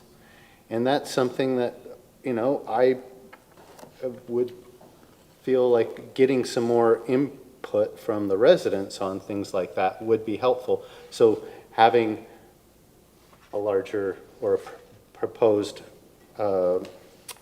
tax impact schedule might be helpful to the council in the future, in that we would be able to identify those areas that we're spending those ongoing payments to certain things. I think that it makes sense to support our personnel because they are our greatest asset. I think it's important to support our infrastructure, and that is our next most important, and our safety. So, and then some of these other items are a little bit more discretionary. So for me, I appreciate this, I appreciate what it is, and Councilman Bangerter, I think that I totally hear what you're saying, and I absolutely feel that we should go through this and look at some of those other areas. But really, this is meant to be something that is adhering to a new law. And I think it's actually going to be more helpful than not to have this going forward. And so for me, I'm ready to accept it as is, and then we can have further discussion about that and how we may want to see it changed in the future. Now, I have one concern, and I don't want to move ahead in the agenda, but I am, okay? I never want any of you council members that are voting on something to feel you have to vote for it. That is why in the next item, it identifies all the time we discuss the budget. I mean, you have multiple chances with the tentative budget, interim budget, and final budget. And I know if I was a council member, and I don't know that staff can like me saying this, but if I don't like the tentative budget, yeah, I may not vote for it. We got to get somewhere. We got to approve a tentative budget tonight. So I'm hoping that what was put together, even if you don't agree with every line item on it, that we can pass a tentative budget potentially, because that's a concern, because I don't want you to feel like, hey, you have to vote for something and get it, because and then not have the chance to change it later. So, I mean, We have the opportunity to change the tentative budget, though. That's correct. So for us, passing the tentative budget is an opportunity to put that tentative budget out there to the public, to get some feedback. We receive feedback as council members.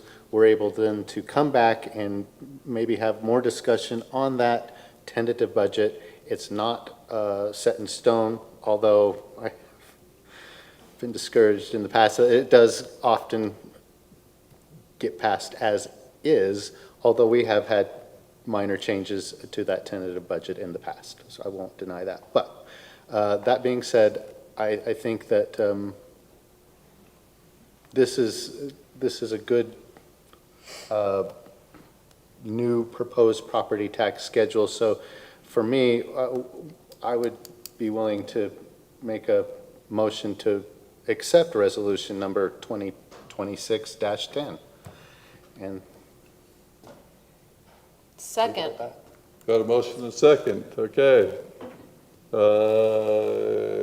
Councilman Meekum. Aye. Nay. Aye. aye. That passes 3-1. Okay, let's go now to the tentative budget. Okay, the resolution 2026-11. On this tentative budget, it looks like Nate's coming up here. Obviously, we had our budget retreat. I'm just going to point out on March 18th and 19th, we had work sessions on the April 7th and April 21st. There were some changes made to the budget. We tried to give Nate some things to put in this tentative budget to us. And like I said, there was some adjustments made, but but there obviously could potentially be more in the future. So talk to us about what we came up with on those 4 meetings and other discussions for our tentative budget, Nate. Yeah, thank you, Mayor. And this one is a public hearing item, I should mention. Yes, it will be. If it's all right with you, I just have a relatively brief presentation on the budget, because this is the first time that we're formally showing it to the public, although we have had public meetings for them to attend. So I just have a brief presentation, and then after my presentation on the budget, I have a little bit of an educational piece on truth and taxation, because that can be very confusing for people who don't regularly deal with it. So I'll just start off that this proposed budget for our next year reflects a balanced budget that shows significant progress towards funding key services provided by the city, including public safety, parks, transportation, culinary water, sanitation, drainage. And additionally, the recruiting, retention, and training of productive employees is a priority to maintain the knowledgeable and qualified staff to maintain the high level of service expected by Centerville's residents and businesses. And then finally, this budget provides the necessary funding to maintain and replace the city's critical infrastructure, as well as its aging fleet and equipment. So as I mentioned, the adoption of this tentative budget makes the budget public and initiates a period of public comment. Once it's adopted, it'll be available for review on our website, as well as a physical copy here at City Hall that you can see during business hours. And I know this has been said a few times tonight, but just remember that although you may not ultimately agree with all the details of this budget, you can amend it before adopting the final or interim budget in June. And additionally, there's a few items that staff is working to finalize, so staff may recommend a few changes during this time as we finalize numbers. All right, the mayor kind of touched on this timeline, but I just want to give thanks to the staff here who started working on this back in January. They put a lot of time and effort into this. Just want to note to the public, if they want to go back and listen, we did have public meetings at the budget retreat in March. There were 2 nights, and then the work sessions in April. And then they still have more time to comment after they review in June. We'll have a few different public hearings, as you can see on this list here. And then should you agree with the truth and taxation process, then we will hold that in August. All right, so just a few highlights of this budget that you'll see throughout the funds. The first is employee compensation. We have recommended in this budget a 2.9% COLA to all employees, and then additionally a 2% merit for each department to be allocated based on each employee's merit. The property tax insurance is at an estimated 5% right now. I haven't got a final number on that, so once we do, that may be adjusted. And then since the last time we met, I did get our final numbers for our medical and dental insurance. So we had estimated 10% increase, but the actual numbers came in at 7.9% increase for medical and a 1.6% to dental. And then since the last time we met, I also got our new retirement numbers. So those percentages for your public employees and public safety are the new numbers for this next year, which is a decrease in both of those from the current year. All right, to start off looking at general fund revenues. Of the general fund revenue, which is about $13.9 million, property tax makes up about 19% of it, and sales tax makes up about 40%. So our property tax, as we've mentioned previously, does include the recommendation for a property tax increase, and the total dollar amount we would get from that is about $2.7 million. Sales tax, we increased from this last year to $5.6 million based on estimated actuals. Since we last talked or met about the budget, we received our beer tax for the current year. It was at $22,700, which is a decrease from what we had. So we were hoping to get $26,600, but we only got $22,700. So I've lowered both the revenue and the beer tax division, the expense side of that as well. And then we've talked about this, but we've increased our estimated court revenue from this prior year. Yeah, here's a pie chart showing the general fund expenditures and where the money's being spent. So you'll notice that a combined about 41% goes to our public safety, and then an additional combined about 26% goes to our public works and parks. I'm only going to hit just a few highlights here, or maybe things that have changed, because we've talked at length about these expenditures in previous meetings. So I'd encourage people to go back and listen to those, or they could call me if they have questions about individual expenditures. I'm happy to go over that with them.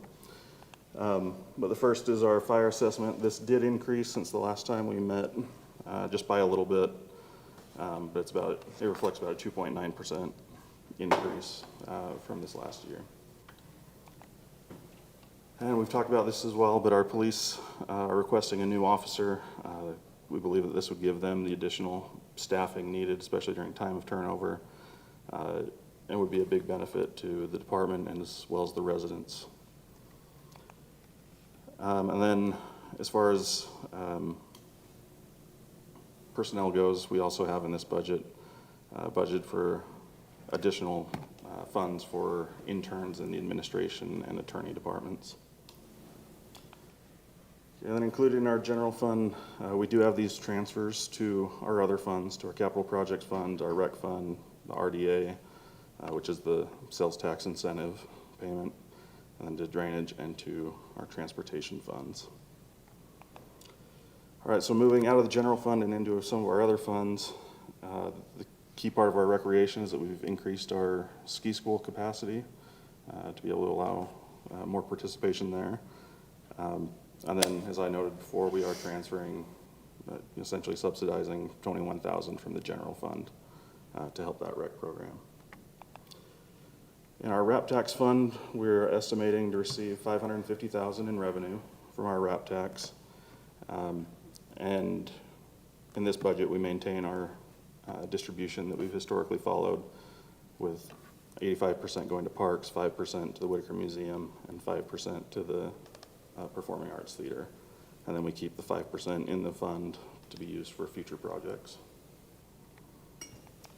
In our Parks Fund, some of the key projects here are the community park infield fence for the baseball fields. We're replacing the path at Freedom Hills Park. We'd like to add additional restrooms to Community Park. And then we have funds for the wetland mitigation, also there at Community Park. And then we'd like to add bike lanes on 1250 West. Out of our capital projects, as we mentioned, the vehicle and equipment replacement is an important part of providing these services. You can look at the budget for the list of all the equipment and projects that we're using these funds for. But we do believe that this does provide the necessary replacements to maintain a healthy fleet and provides critical repairs to our buildings and our EOC. You'll see that we, in this fund, you're getting a transfer from the general fund of nearly $163,000. The total expenditure to be used on projects is about $1.9 million. And then you'll see that we did add the water fund loan of $2.4 million. I know we've talked about that in our work session, and we'll talk about it later in this meeting, so that may be adjusted based on that approval and the timing of it. You know, if we choose to do it this fiscal year, it obviously wouldn't be in this next year's budget. But since it hasn't been approved yet, it is still in this budget, like we talked about in our budget retreat. And then the only other change that we made to this since our last meeting is the garage doors that we talked about. We had the request for $20,000, but based on our conversation last meeting, we reduced it to $10,000. All right, in our transportation fund, a major source of funding this year is from grants. So we've received grants, $3.9 million worth for the 400 East rebuild project, and then the Porter Lane widening project. And then additionally, we have funds for the Ariane Way rebuild project to get that started. And then you'll also see that we have about $300,000 for maintenance in our crack seal and our slurry projects. And then this budget includes $125,000 for sidewalk repair.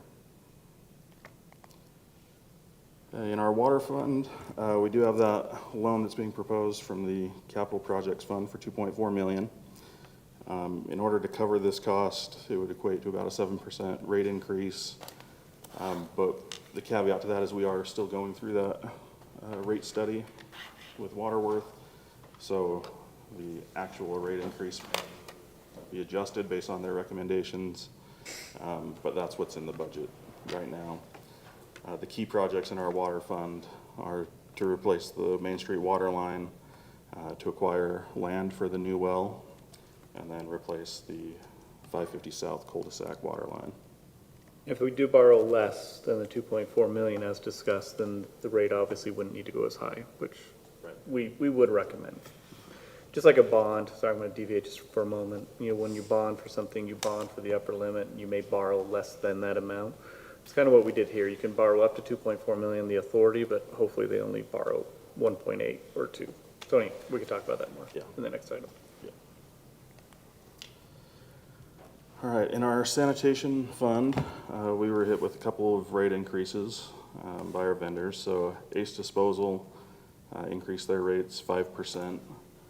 And you can see the affected accounts there for your green waste, your garbage collection and recycling collection.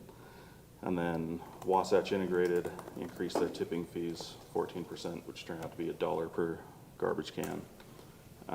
So we have included in this budget a recommended rate increase of $1 per garbage can to cover that Wasatch Integrated fee. But then we would like to use fund balance to absorb the increases from Ace Disposal. And we think that'll work this year, and then we'll continue to evaluate that for future years. And then the other key thing out of the sanitation fund is our glass recycling program that continues to be a popular option. So we have $5,500 allocated for the glass recycling. Okay, and then in the drainage fund, you know, we've talked about this before, but this is just the major increase was the system maintenance and repair. They found some spots that they need to do some repairs on, so that's increased to $75,000. And then for our capital equipment and projects, we have a roll-off dumpster that they like to purchase, and then the biggest one is the Ariane Way subdrain replacement. All right, so that's my presentation on the budget. Now I'd like to go back to our property taxes. And as we discussed this in the previous items, we're trying to maintain and provide essential services to our city. And so this does include a property tax increase of an estimated 15%. As was mentioned previously, we don't get our final tax numbers from the county auditor until June 8th is their deadline. So right now, all of our numbers are estimated. Once we get that, we'll be able to finalize it. This is our property tax impact that we just went over previously. Okay, so this pie chart represents, when you look at your total property tax bill, this is what comprises of your entire bill. So when we talk about a 15% increase, it's important to note that we're not talking about your entire bill. We're only talking about Centerville's portion of it. So it's not a 15% increase on top of your $3,000 bill. It's a 15% increase on top of your $300 or whatever it might be, $400 bill. $360. Yeah, thank you. Couldn't remember. All right. So, question we commonly get: how do property taxes work in Utah? So, property taxes in Utah are revenue based. So they're based on the actual amount of dollars collected the prior year. State law limits the city to receiving the same dollar amount in property tax as it received the prior year, unless a couple things happen. One is the city experiences new growth. So we'll get the same dollar amount unless there's new growth, then we get the additional tax revenue from that new growth. The only other way we can get additional tax revenue is if we go through the truth in taxation process. So to calculate your property tax bill, you simply take the taxable value of your property and multiply it by the tax rate, and this gives you the amount of property taxes that you owe. So the tax rate is the same for all properties, but the taxable value can fluctuate based on the type of property you own. Okay, so each year Davis County performs an assessment and assigns a value to each property. This value is called the market value. So in Centerville, in 2025, the average home's market value was $582,000. Okay, the taxable value is the value at which your property is taxed. So for some properties, the taxable value is the same as the market value. However, if your property is a primary residence, then you get a 45% discount. So you take your market value and subtract 45% to get your taxable value. So those are going to be your only two taxable values based on what kind of property you own. Okay, then you have your certified tax rate, and that's just the rate that your property is taxed. So for 2025, Centerville's tax rate was 0.0012. Okay, so the key part of all this is that and you can see this, in 2024, the home value was $568,000, and it increased to $582,000. Then you can see our tax rate, it was 0.00121, but because the values increased, our tax rate decreased to 0.0012. So I like to look at this as a seesaw, that if one side goes up, the other side has to go down. So if your property value increases, then the tax rate is going to go down unless you go through the truth and taxation process. The revenue is going to remain exactly the same. And you can see that on our historical chart. You can see from the late 90s, mid 2000s, property values didn't fluctuate too much. And we know this because the value remained fairly steady. From about 2005 to 2008 is when we had the home prices rapidly increasing. So that's where you see that downward curve there. Because as the home prices increased, the tax rate decreased. We know it happened in 2008, bubble burst, home prices declined, and the rate went back up. And it's important to remember that the city received the same amount of revenue, with the exception of new growth, from 1997 all the way up to 2017. And in 2017 is when we first went through the truth and taxation process and increased the rate. So that's why you see that steep incline there. And then in 2021 and 2022, we also had tax increases as well. Okay, this is just a comparison of other cities. I think it's good information to know, but there are so many factors that goes into a city's tax rate that it's not always apples to apples. So for example, Frew Heights, I believe, only has one business that they collect sales tax from in their city. So obviously they rely a lot more on property tax. I don't know how that applies to every other city in the county, but this just shows kind of where we're at as far as other cities. Currently, we're 10th out of the 15th.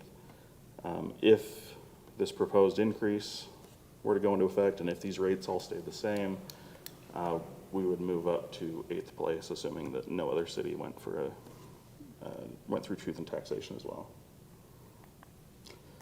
All right, so the other question we commonly get are property taxes affected by inflation? So people think that, my dad was one of them. He bought the house 100 years ago for $75,000. Now it's worth $600,000, and so he thinks that his property tax has increased because of that. But the answer is no. And again, they're not affected, so the tax rate changes based on the value. So the only way it would have increased is if the city initiated the truth and taxation process. All right, so then we get the question, well, if the city hasn't raised property taxes, why has my bill gone up? So there's two reasons that this could have happened. The first is that another taxing entity, if you remember that pie chart that we first looked at, if another entity like the school district or the county, if they increase their rate, then your total bill would have gone up. The second option is that your property is increased at a value more than other properties. So when the value of the city increases, the tax rate decreases, which gives the city the same amount of revenue. However, if your specific property increases in value at a rate higher than the city's average, then you'll see a tax increase on your property. But that would also mean that someone else's property tax decreased the amount they pay. And I have an example here that kind of illustrates that.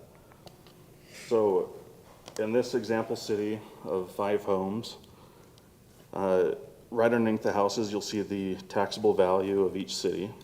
So if you add that up, it's 1.2 million. And then the city collects $1,500 a year in property taxes. So you can see that circled there that their rate is 0.00125. And then in those blue numbers underneath each house, there at the bottom, that's the amount that each house would pay in property taxes at that rate. So you take their home value, multiply it by the tax rate, and then that dollar amount underneath is what they would pay in taxes. Okay, so that's this year. Then we go to next year, and you'll see that their values went up. Yeah, there we go. So now the total taxable value for the city was at 1.2, now it's at 1.65. But the city continues to collect that $1,500. So you'll see that because of that, the tax rate decreased to 0.0091. And then you can see the dollar amount there in blue, the new rate, that's what each pays. And then here in the red, that is the change from the prior year. So even though the city is collecting the same $1,500, depending on how your individual property increase compared to the city as a whole, you may be paying more, like this first house, that it increased at a higher rate, so they're paying $40 additional, or that third house is paying $28 less than they did last year because their house, although it increased, did not increase as fast as the city as a whole. So that kind of makes sense how this works. It can be confusing. Yeah, so that gray house in the first went from 150 to 250, which is 100,000, but it's a greater percentage because that house in the middle, the red one, went from 350 to 450. Even though they both went up 100,000, the impact or percentage of that increase was greater on the first home, which is why I experienced the greater impact. So you may see on your tax bill that it's gone up $40 from the prior year, but the house down the road is very possible that or across town, it decreased $28. So those are reasons that someone might see fluctuations in their tax bill, even if the city didn't go through a truth and taxation process. Okay, so how will this proposed tax increase affect people? Again, these are just estimates because we don't have our numbers yet, but based on the most recent numbers that we have from 2025, the average home pays $384 in property tax. With the increase of 15.5%, it would bump that up to $441, or about $57, $58 a year. One discrepancy, Nate, I believe we changed the 15.5, but we didn't change the 5762. That actually is 5961. Oh, crap. Thank you. So we changed the 15 to 15.5, but I don't think we changed that bottom one. So it is 5961. Thanks for checking my math. I appreciate it. Okay, and then again, we'll get those new rates June 8th. So finally, remember this is we did advertise this as a public hearing, so we still need to hold that, but I would recommend that you adopt Resolution 26-11, tentatively adopting the tentative budget. And then we also need to set the time, date, and place for the final hearing. So we propose that you do that on June 2nd, 7 p.m. here at City Hall. Are there any questions I can answer? I have a couple comments. I appreciate, this is actually so good, Nate. Thank you for doing this. You had mentioned there are 2 types of the properties that are taxed. You maybe overlooked because they don't provide tax, but there are exempt properties that don't pay any taxes. Sure. And there are churches, there are government buildings, Nonprofits. nonprofits. So there are those types of properties that don't pay any property tax. Also, new growth is something that I've heard about recently. I know that new growth has been a little bit more of a Wild West show with the counties, that there was really not a lot of guidance as to what new growth is exactly, but they have been meeting recently, and they are going to be tightening that up and making the Utah State Tax Commission is going to be designating very limited items that would be considered new growth. And so that will be a little bit more conformed across the state.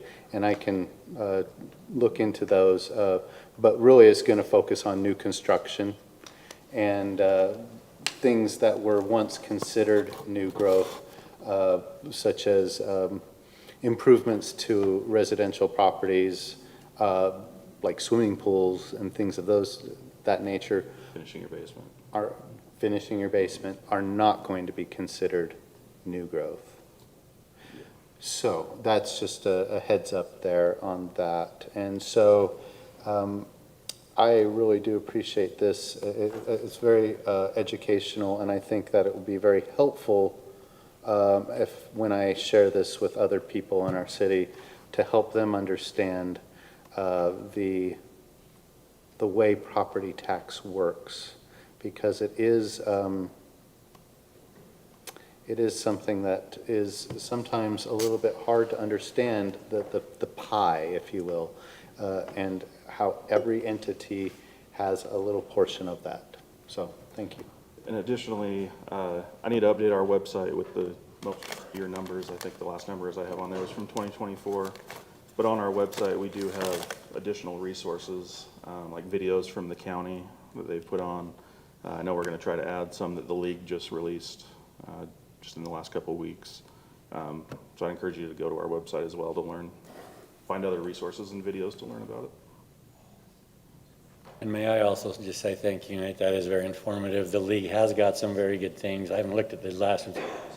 They provided excellent training to newly elected officials that were very helpful identifying all this.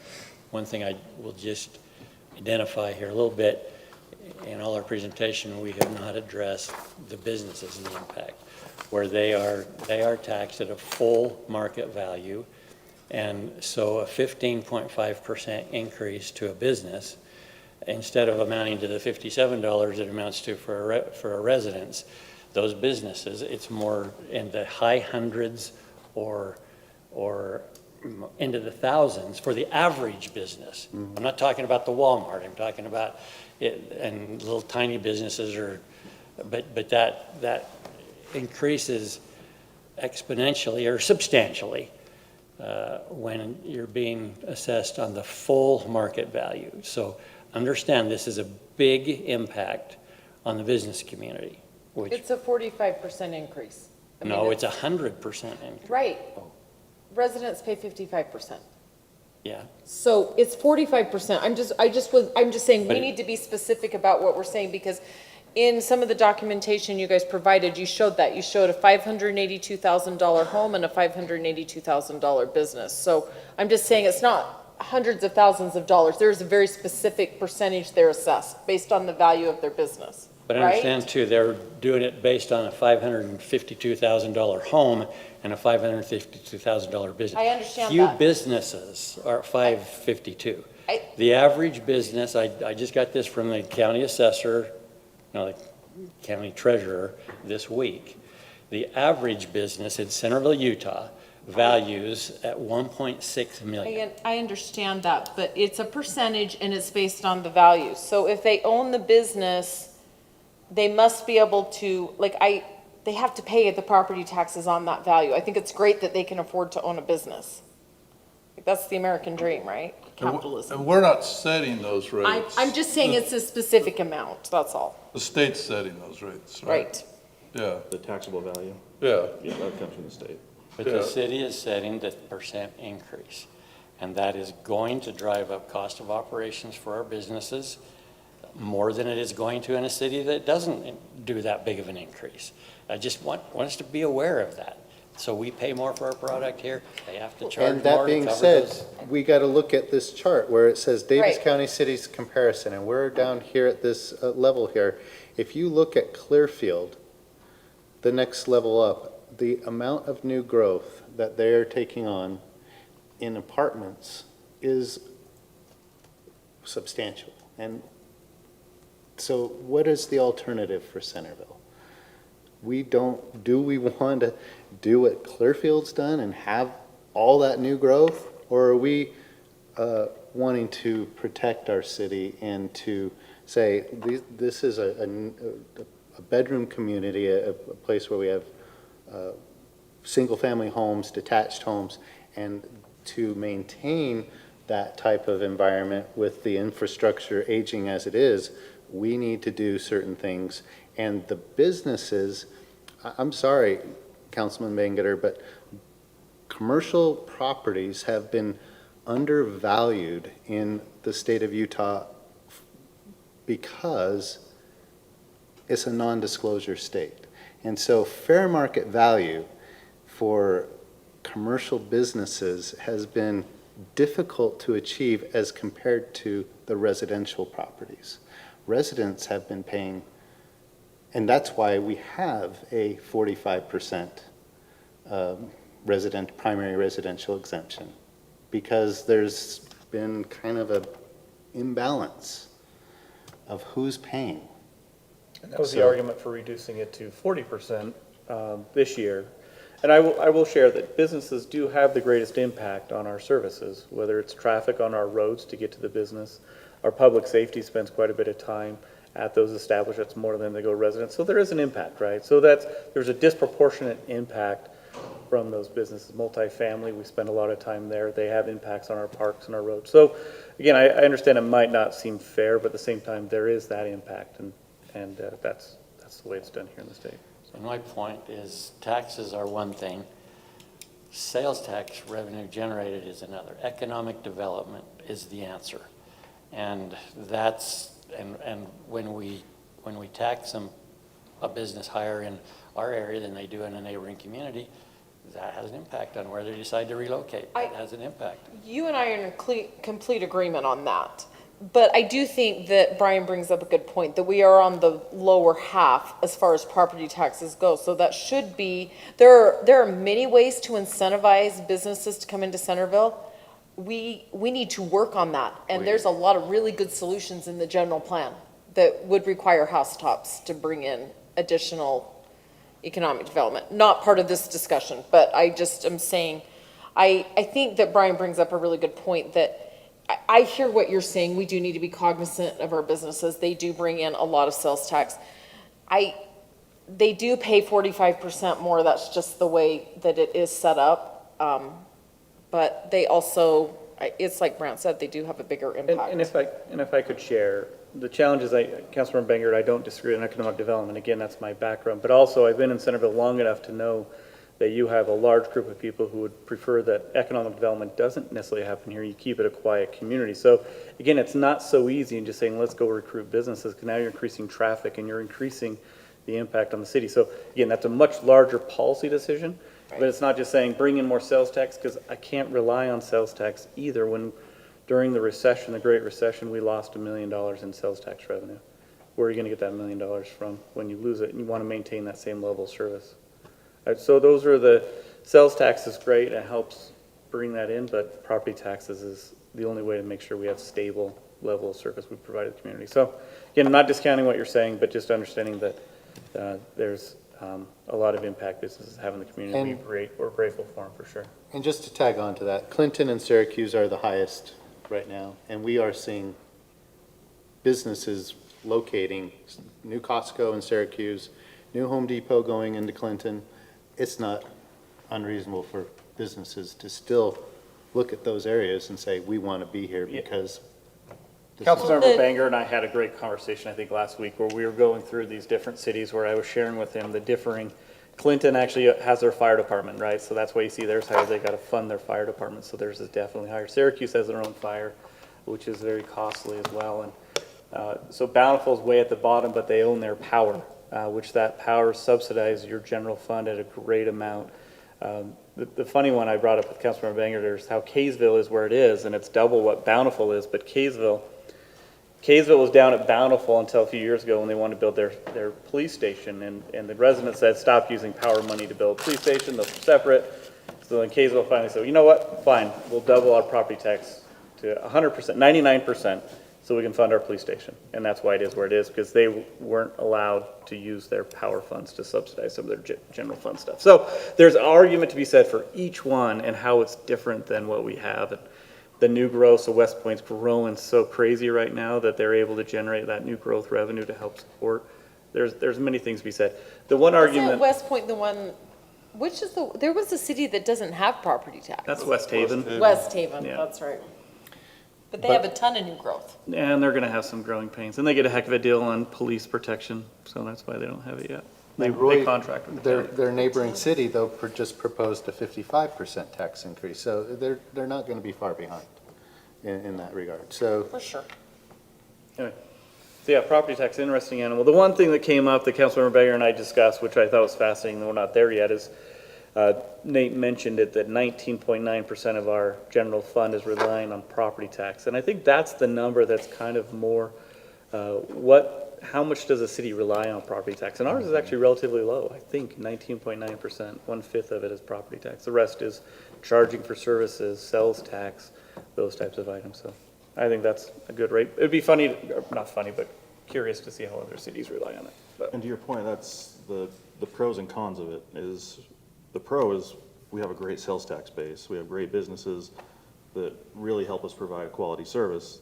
The con is when you have an economic downturn, residents still expect that service. We still have these things that we need to provide, but we lose that sales tax base, and all we have is our property tax that's steady income. So good and bad, but I'm very grateful we have such a great sales tax base. But economic downturn, it can create issues, has created issues. I see your point, Councilman Banger. I guess that's where, as a citizen, you got to become Joe Q citizen and go lobby the legislature to change how they assess property taxes to the businesses and the residents, you know. They're setting the rate as far as the exemption rate and that sort of thing, right? So we're setting our property tax rate, but they're setting how residents are taxed and how businesses are taxed. I was having a fascinating conversation with the in-laws who live in California, who are interested in moving to Utah. Again, I'm not sponsoring them, so don't blame me. I sponsored my wife, who's from California. I'm only allowed one, right? So the in-laws are looking, I've looked at their property tax bill, and they have Prop 13, which restricts the cap on how much it can increase each year. 3%, I think, is the cap. And so they were like, we don't want to leave this because it's capped. And they built their home in 1975, 1978. So as I'm looking at the property tax bill, they actually pay more than what we pay here because they pay 100% in their residential. And so they actually pay more in property tax, even though they think they're getting a heck of a deal. But they are a disclosure state. So the next door neighbor who bought their house for $800,000 is paying $8,000 a year in property taxes, because it's just straight across 1%. Anyway, kind of fascinating. So in Utah, we have a very unique system, and it's working well, but at the same time, it does need some tweaks to it. Not crazy tweaks, but reevaluate. But anyway, it's a good system. So Nate, on the last screen here, you say that, so the June 2nd meeting is when we set the public hearing for the final budget. Yeah, so historically, we have held the public hearing for the final budget on that first meeting of June. However, because the deadline from the county is June 8th, we generally don't have our property tax figures. So we generally table the vote on that, but still allow the public hearing to provide additional opportunity for comment. So I'd recommend setting it for June 2nd, and then we can still table it to the second meeting in June. And then assuming that you are okay with the, going through the truth and taxation process, it would be an interim budget that we actually adopt. And also that June 13th is your deadline for the entity's property tax impact statement. So that will need to be adopted by resolution on that first meeting. Whether or not you adopt the interim budget that date or the following meeting, that's up to you, but that for sure has to be adopted. So Nate, I appreciate the presentation on, you were done, right? Yep. On this. I think it's helpful for all of us as a reminder. I'm glad that some of the things that were pointed out by council members as well too. Part of, I think, why Nate put this together, because this is a public hearing, and if the public was here in person or online, you wanted them to realize it as well too. But as Councilman Plummer says, it's there for us to talk with the public about it as well too. So with you guys being okay, let's do the public hearing part of it. This is a public hearing on the fiscal year 2027 tentative budget. That public hearing is now open. If a member of the public is so inclined to speak, just state your name and where you're from.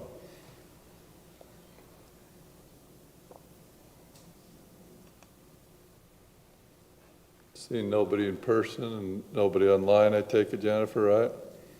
We will close the public hearing. Keeping in mind, council, that there'll be a public hearing for final budgets and property tax increases as well too. So I do hope that you take this information out to the public and educate them and help them to see what we're doing. So now we're back, and no comments, no public hearing made. So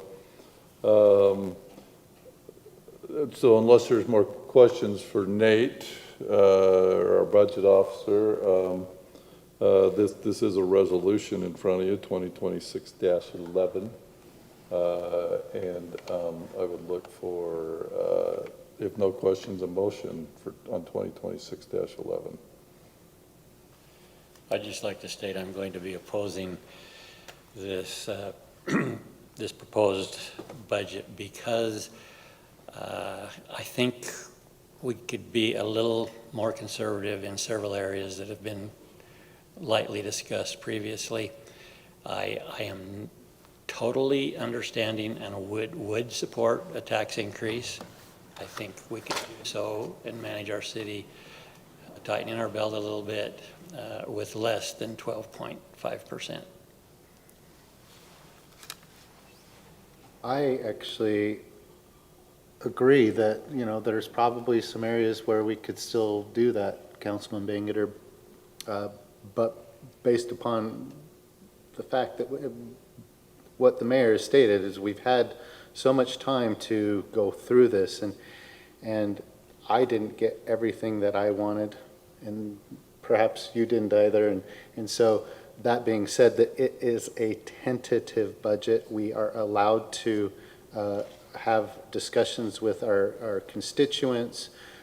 We should have discussions with our constituents about it, and get some feedback and bring whatever information and feedback you get or we get from that to the next council meeting, where we will discuss the table, we'll discuss the interim budget. And so for me, I feel like the tentative budget is there. We are going to need to pass it by resolution so that we can start the discussion process publicly. And so I would make the motion to accept. Do we need to wait for somebody? No. Oh, Can I would just, you like before to? you make a motion, Absolutely. I guess I think at this point, if there are specific items that you don't agree with, this is the point where you bring them up and we adjust the tentative budget.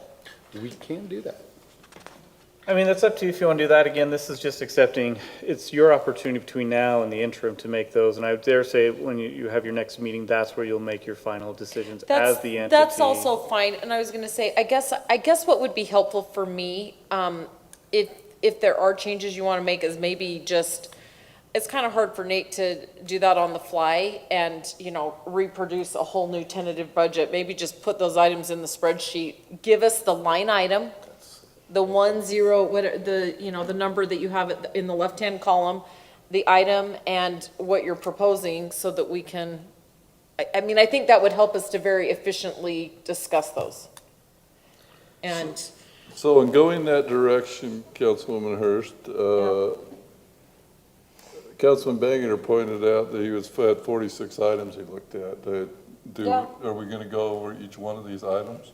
And can we make? well, that's where I'm saying if we could Can we maybe make have. decisions? I mean, because I got a lot of silence on our previous discussions, you know, where, I don't know that we've had a whole lot of, like, we've had a work session, we've had 2 retreats, but most of that has been allowing staff to present that to us.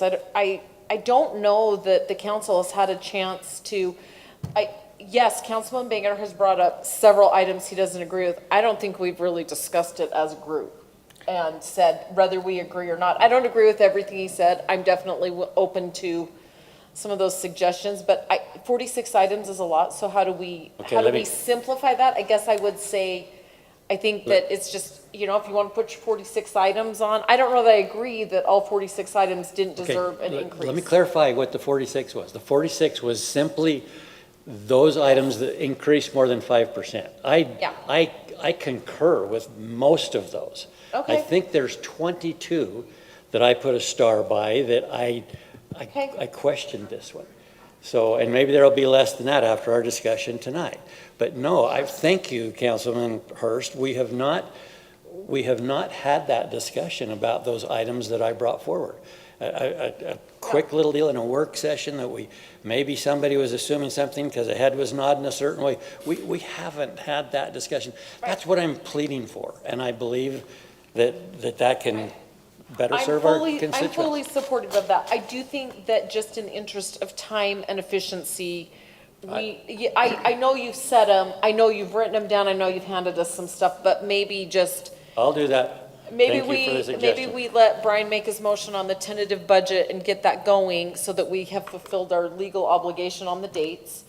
But I'm totally open to like going through this. I just think it'd be helpful if you've got something that you have a concern with, let's do that. And let's not just bring it to the meeting. Let's get it to staff and the mayor so it can be reviewed and maybe put in the document or. We have 2 lines or 2 columns where here's, and I've worked on spreadsheets, and I don't want to like preempt or say it's easy, but just add another column and then, and if we could have access to an Excel spreadsheet, that would be awesome too, of that. But just adding a column. His software is like really, like the budget software that he's creating that report with is probably not. We can tweak it. I've already tried to get him to tweak it a few times, and he's It's pretty not stubborn about it. It's not on an Excel doc. It's not an Excel doc. Okay, so, well, It's probably way more powerful than that. I want to add an extra year to get historical. Excel's pretty powerful. Excel is pretty powerful, but it doesn't do that kind of The stuff. size, it's already, the font is, you need it. Yeah. And so what I would say is just have, and maybe be able to highlight in yellow those 22 items and say, okay, if you're to change those, here is the final, line of the budget. And then you have a comparison where we can look at both. yeah, I'd like that, Councilman. I would bring up what Councilwoman Hurst said. If in our 2 budget sessions and our 2 work sessions and what we've discussed tonight, if there's a handful, 2 or 3, 4 items that you're all against, well, let's get it out there, and you don't want them on the budget, eliminate them, but. Well, and so But I did not hear their consensus, that's why, because some of those I'm against as well too, Right. but Well, that's why we have further discussion Right, after and that's where I feel accepting like- the tentative budget. every time we've talked about it, we're going to have further discussion. I've never felt like, okay, now's the time we want to talk about this subject. I haven't felt like we've came to that. And that's maybe where I get frustrated and say, I need another 2 weeks for the budget. I feel like we're to the point now that I'd like to have a work meeting and sit down and say, I'm a little confused or I'm a little concerned about this. Is anybody else? And if everybody says, no, Robin, we think that's great, well, then I shut up. But I don't want it to be something where we're gonna grandstand and take hours and hours, but I think there are some things in the budget that I'm still questioning that I would like to know if other people are feeling the same way. And so I feel like I do need a work meeting that I can sit down and say, you know. Well, let me ask this question. I feel like there has been some direction on things, whether it's, something has been brought up, but nobody has, two or three of you haven't said, yes, I agree with that. Because if there was that, then the garage door openers, we reduced, right? So I do feel like. Did we let me- reduce them? Let me bring I up can't Mills. remember. Mills has been brought up 4 times now. We've Right, and talked we've about all, Mills. we've all agreed with that, but there are. But Councilmember Banger, No, did you we want to haven't bring that up in agreed. one of your No, items? We didn't agree. See, that's this is where I think we agreed, enough of us agreed we wanted to keep the meals, that was That not. was correct. That was a But correct Councilmember one. Banger is going to bring that up. I won't speak for him, but I'm pretty sure, because we've talked about it again, But then right? if he says that and 4 people are like, no, we're But- not, but we're I not feel on like that. That's what we went through, we did that But already. we're I didn't rehashing. feel like we've ever So again, let me really bring up done another Oh, on the one. meals, yes. we- Well, on the meals, we. Let me talk about another one. We did, but I don't know if we The did police 22 officer items. training, we talked about that. And we We- pitched our ideas of the police officer training and the value of that. And there was kind of like, okay, you didn't necessarily come out and say, I fully support it or I disagree with it, Right. but there was neither or. But that's where the mayor said silence is acceptance to some point. So we're like, okay, it's Silence in the is budget. golden. Because you didn't come out and say, we want that out. And so I feel like we've rehashed multiple items. And I'm not disagreeing for you to have this conversation, but we have debated and we've defended and we've discussed. And I feel like we had a pretty good budget, and now I feel like it's all being undone, and and we're I don't starting want you budget to- retreats. Let's schedule 2 nights of And budget I don't retreats want you to again. feel like Because that's, No, You're being but that's what attacked. it's- No, I feel maybe like you're it's feeling- maybe it's more of a checklist. Just, I get what you're saying. I think that if Councilman Bangeter is feeling like he's got 22 items he wants to go through, tell us what they are right now. I'll just say yes or no. but there's going to be lobbying and saying, I feel this way, and I'm not saying just you, Councilman Banger, I'm saying all of you will say, I feel this way about this item, and here's why. Does anybody else feel this way? And then you're going to say, well, yeah, maybe. I'm just telling you, Okay, I've been so- doing this long enough, I don't especially think this we- year. One of my Grant, questions. I don't think we got That's the why chance the in work budget session is retreat. difficult. We gave that time to staff to gave that time to explain. staff. We Sure. asked a bunch of questions, but we didn't necessarily, as a group, discuss each item, and I didn't think that was appropriate, because we were never gonna get through it if we did that. That's right. why we allocated. Okay, then we should have two- scheduled a bunch of more meetings before now if you wanted to feel like there's other things you want to discuss. We allocated 2 work sessions to it, dropping the general plan both times, spending an hour and a half, 3 hours total. I'm fine with what we People weren't- discussed, and People weren't responding. my silence was that I was okay with it, but I guess if there's other things that have not come up yet, You just hit the silence means you're okay with it. I'm fine with it. But But if he's got Councilman it, Banger wasn't, he was bringing things up. well, he's not but- gonna, he probably won't change my mind on the things we've discussed, but I don't know that we talked about 22 different talking points. So if there's things he didn't get a chance to get to, that's, I guess, what I'm trying to bring up. Well, and my thing is, people kept saying, well, we're going to discuss this. Well, we'll do this now, but we're gonna discuss this. So I kept thinking we were gonna have this meeting that we could kind of and then it's only the tentative, so we're still, you can change. But 2 meetings a month isn't enough for me, I guess, is my problem. I just Might be need the more problem. time. Mayor, it would really help us if the work sessions are a challenge because we can't vote. It would really help us if you would give some direction when we're discussing these and say, okay, do we have 3 of you who agree yes, or 3 who agree no to this? At that point, we can, and sometimes we're sitting here in a meeting, like, I think the garage door openers. Okay, I'll do better on that. People were nodding their head, or they weren't nodding their head in silence, and staff, and you take that as we've got to have better clarification. But go back to 2 weeks tonight, look at the YouTube, and you'll see I did that on at least 3 occasions. Do we agree with this or not? And finally on one of them, and I hate to pick out just one, when Brian was bringing up the consulting group, I said, is anybody else in favor? You did. And nobody said it. Everybody's in favor. But so, yeah, so I get it with. So with I have a question, because maybe I'm reading this wrong, but in part of what I was reading, I don't think all of our employees are getting the same increase. Does anybody else realize or feel like there's a difference in the percentage in different employees? Only if there's a promotion or something like that, there's no difference in the pay. Brent? The 2.9 COLA? Is Is that what in- you're referring to? No, everybody gets the It- COLA, it- right? It was It's the- stated tonight that we're giving, and you stated it in our meeting, that everybody, each department was getting a 5% increase, right? 2.9 plus potentially 2% merit, so it doesn't go to every employee. The department heads will distribute that pot of money as they see fit. One employee could get 3, one could get 1. Okay, but under administration, it's 6% in this budget. And community development is 4.5. Okay. So that the numbers on Okay, this so you're not budget. going back to Talked about personnel. that, I'll let Nate talk about that. Well, I was gonna say, we talked about that in the retreat. That has to do with adding an employee or one retiring. It's not. But what about the administration? There's a few factors. I have to go back and look at specifics. They talked about it in the retreat. You have- I think I've got notes, I'll find them. So as Brant said, we did it based on the COLA and then the merit. If there are promotions, so going from police officer 1 to police officer 2, water worker 1 to water worker 2, those are things that could increase it more than that. So is that why the numbers are looking different and it doesn't could look be. like the same? There's Am I also, overthinking this? there's also, for example, in police or the admin has the interns, so like those added positions are going to increase that cost a little bit. That's a separate line item, though. On The wages. intern. They're in part-time wages. But like you'll see in attorney, we increased, so she had some 5,000, I can't remember what the The exact part-time number is was. 100% increase for admin Yeah. is what, it says 100% there Yeah, it because went there from was zero 0 to money to it 10,000, before. whatever it was. Other items could be based on your probationary period. So during that first year while you're on, a new hire is on probation, they're not eligible for a merit increase.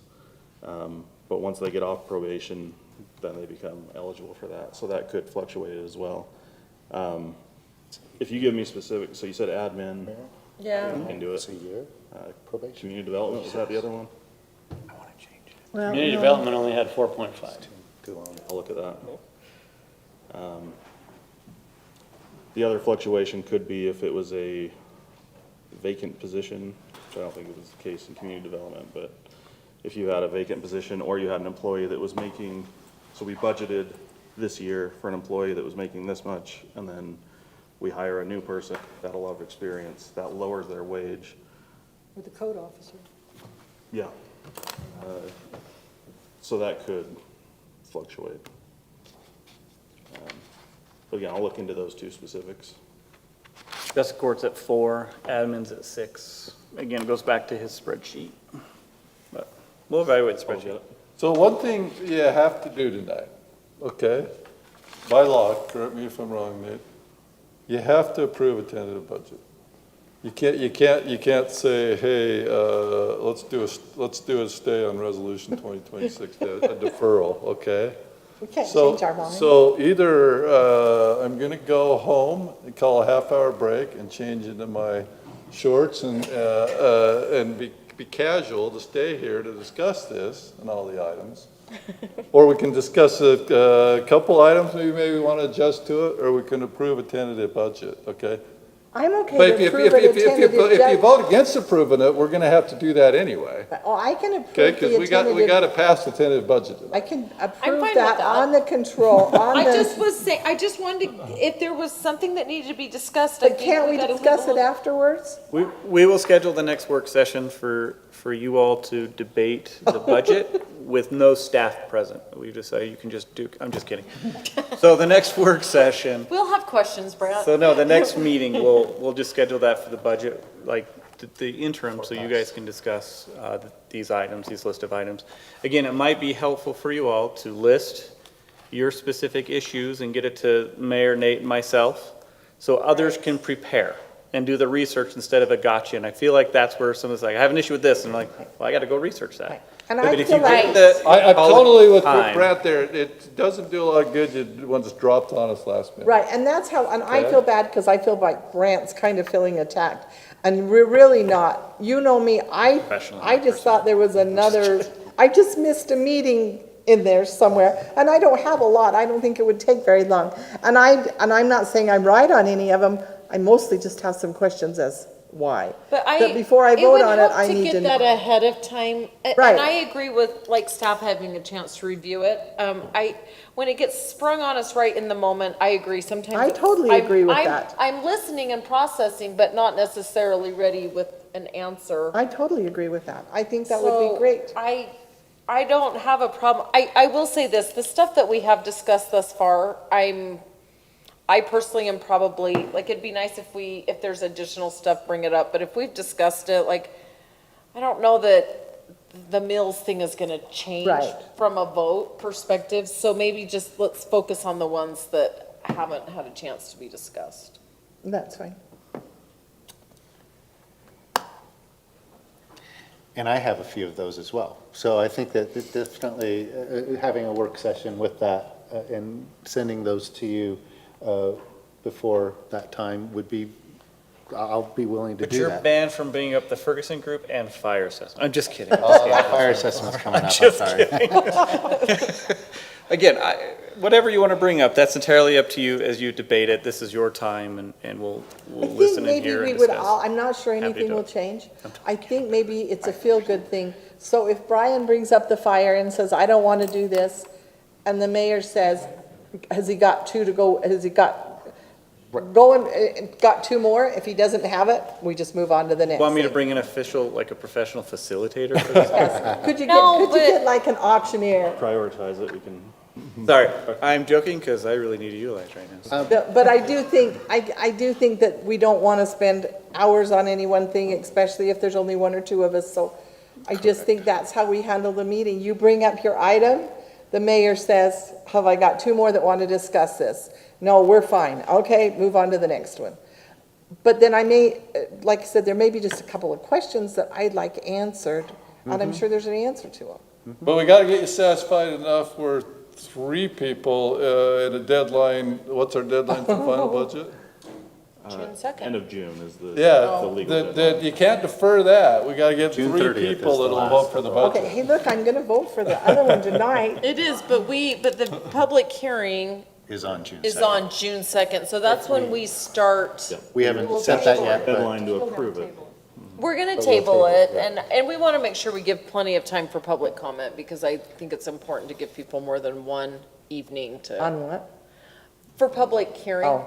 I think it's right and fair that if they can't make it one night, they still have another chance. Right. Can I just say too, I don't know how to work Excel very well. So I'm not gonna be able to do what you said, Brian, about just- having the dollar Just make figure a, with. just with- write up a Okay, list, okay, it just- doesn't I matter. have a Highlight line with- item on and the a few paper. things for us to discuss. You can decide whether we take time to debate that a little But it's bit. got to be in calligraphy, if you're going to get it right. The other thing, I'm just going to make you aware, I am heading to Alaska on May 21st. I will not be here, but I will be attending by Zoom. It's going to be a little different, but that's. 19th. So May 19th is our next meeting. he'll be here for that. Yeah, so you'll be here for that next meeting. I'll be here for the next meeting. I And will that's- not be that's here gonna for the be- public hearing 1st of June. Okay. I am going to be coming back from Alaska the first part of July and near the end of August for a while, but just, you're all very happy to hear, I'm sure, that I'm going to be out of touch and out of commotion for you guys, but No, anyway. I just feel bad for you. It's hard to, it's hard to do. Zoom is hard, but that is great.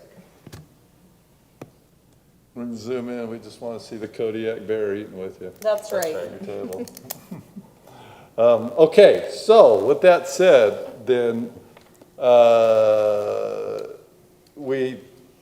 you have input going forward.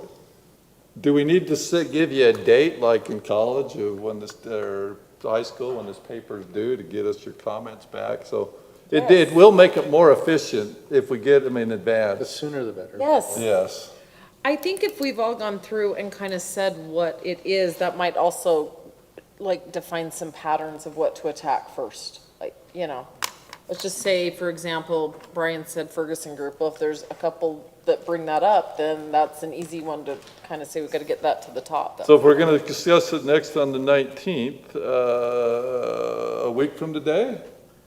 So Yeah. like the staff can, May no, 12th by Our 5 meeting's PM. 2 weeks. getting your comments. Oh, yeah. the week from today, yes, Yeah, yes. let's say May Yeah. May 12th by 5 PM, or they're Yeah. rejected. You guys have got to have at We least need- that long. We need that long. Can we do it by this Friday so staff has more time? Oh. That's fine. The better. Yeah, May 12th, May 12th will be fine. Okay. Again, give you enough time, and then we can compile all we have. So let's go, and Okay. if we receive them all sooner, then we'll send it out sooner. Okay. And then we have a chance. So it's entirely up to you, but May 12th for sure, the latest. May 21st was the day that I feel like it was a big date because we knew if some grants were going to be approved. And if they were not, then I was like going to bring that group up again. But, anyway. Look at the group that shall not be named.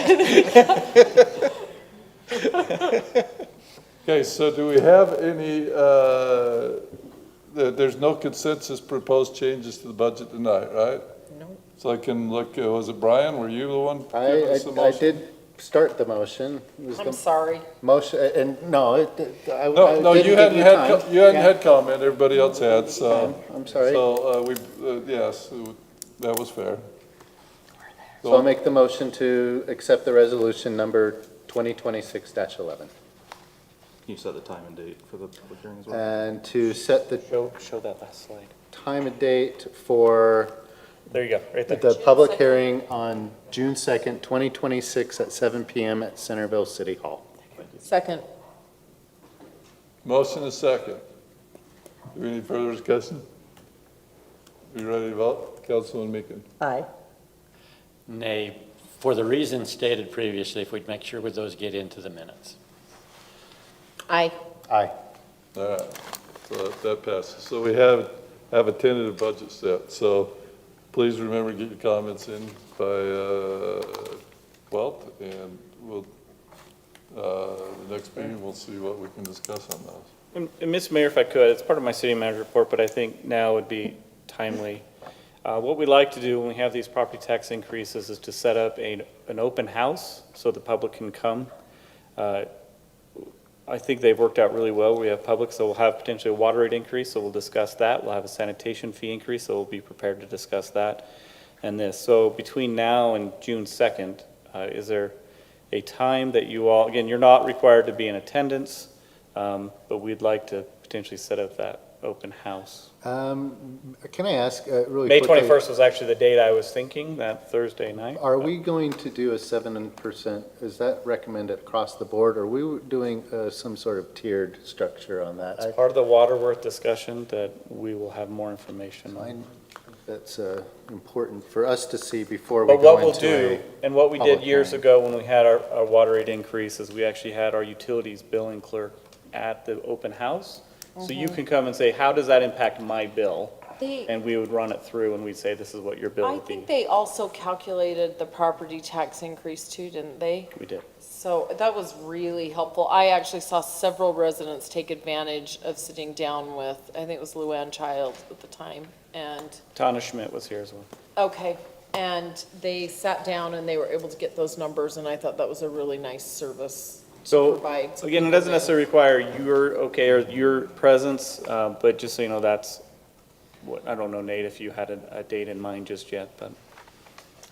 I think anytime between now and previous to the. Okay, is prior there, to the second meeting in June would be fine. again, you're not required to be there, so if you have a preferred date, we can consider it, but it doesn't require your attendance. I'll be there if I can. There's a high likelihood that I am not going to make it between now and June 2nd, so.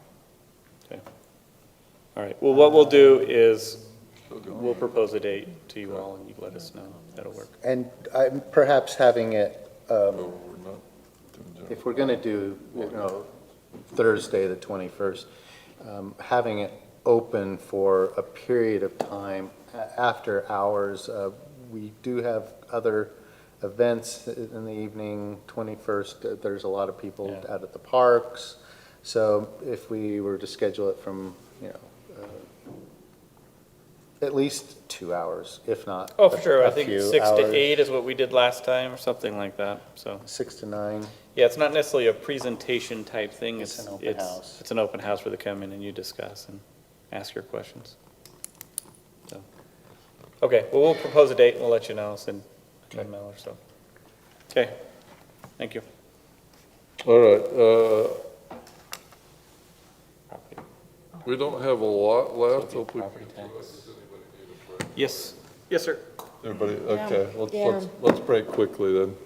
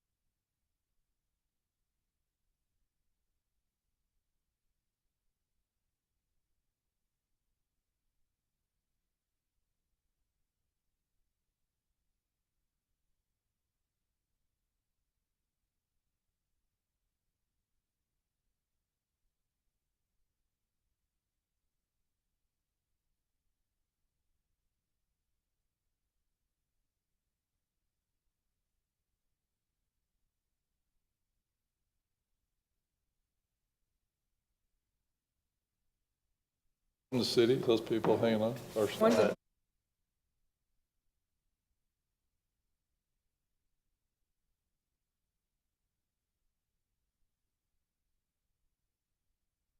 They don't think we're as entertaining as we have been. Thank you, everyone. Enjoying the sun. We're going to skip to item 7, and hopefully the people that are online for this, that you're still with us, and you've been exhilarated and excited by our discussions. We're going to move there so we can, since you've been waiting for so long. So this is extension request for subdivision plat approval. Rolling Hills Street Vacation Plat, 350 East and Rolling Hills Drive. And it looks like we have Mike Eggett here to discuss it. Yeah, thank you, Mayor, Council. I'll keep this brief. I think it's pretty straightforward, hopefully. Per City Municipal Code 15.09.170, a approved plat can be requested for a 6-month extension if they're coming near their expiration time. In this case, the vacation plat has reached its expiration point. It was approved back on May 6th of 2025.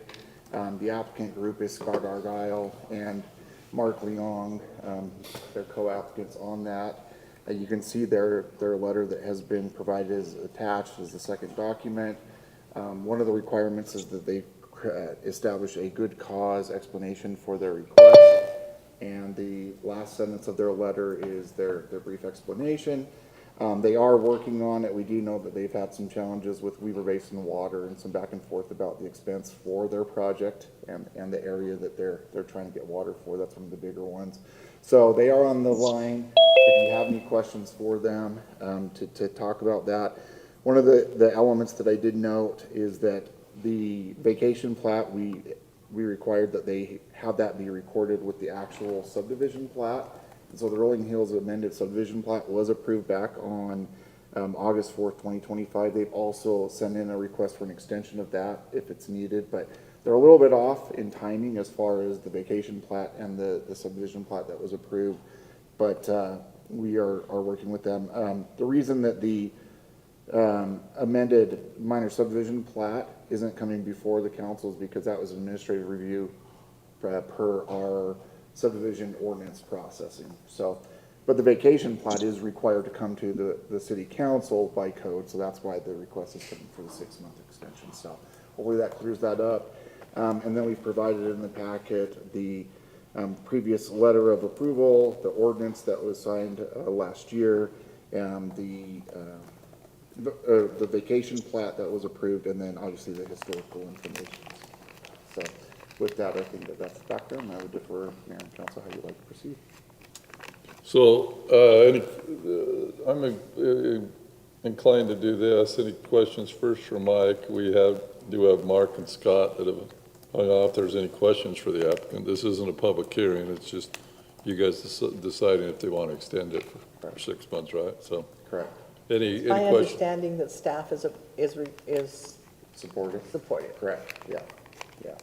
Yeah, they actually, just to give a little bit of history about that comment, I don't know, it was probably maybe up to a month ago, we had a development review committee discussion with the applicant group about their water challenges, and that's where this came up. They are working with Weaver Basin to figure out those water challenges so that they can have the water be provided. They're still fully engaged and committed to moving forward with the subdivision, but they need to work through those challenges to get there, and so they just need a little bit more time to do that. Okay, questions for Mike or the applicants are online, if you have any questions for them. What's the impetus to actually have so they don't have to have another extension? Do they need to complete the project? Do they need to start the project? They can only have one extension granted by code, Okay. and then it expires. And then it will expire. And they reapply. Yeah, and they'd have to start over, yeah. So there's their impetus. Yeah. Okay. Well, Mark and Scott, so, hey, I'm sorry. thanks for hanging on. I don't know if there are any questions for you. We may be just be doing a motion here. I mean, it would most likely, I'm going to side or go with the staff recommendation, but what would be the devil's advocate position? Why would we not want to do this? I mean, This has been a project area which maybe some of you know the history on, that's had a hard time developing to get this point. At one point, it was an 8-lot subdivision. There was even a variation before that. There was multiple lots that was well before my time here. And so this variation resolves a lot of the issues that have happened before with a simple 2-lot subdivision. This is probably a better use. There's tough topography below and above it where there's no build hazard areas, and it's kind of right in the middle of it.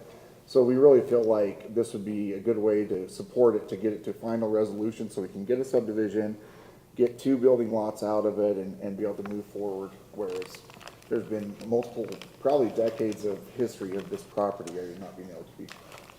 So it feels like it would be supportable from that aspect. Motion? Before we vote, do the applicants have any comments they'd like to make? Applicants, do you have anything you want to say? Mark? Sir. No, sir. Okay, no from Mark? So Scott's not responding, so it looks like not. I'm looking for a motion. Scott unmuted. Motion? Yeah, I was just, Oh, sorry, go ahead, I Scott. was just going to say that one of the things that the subdivision does is fixes the dead end on one of the streets too. So that's one of the benefits of this development. Thank you. Motion to approve the 6-month extension. second. Motion is second. Councilman Meekum? Aye. Aye. Aye. Aye. That motion passes. Thank you. Good luck in the next 6 months. I'm sure you'll let us know where we can help you. You'll be in contact. Where's Mike? Thank you. Thank you for hanging on, Scott and Mark. Yeah, no worries. Dana too, my wife. Thank you guys. Thanks everyone very much. Have a good evening. You too. Thank you. Bye-bye. Bye.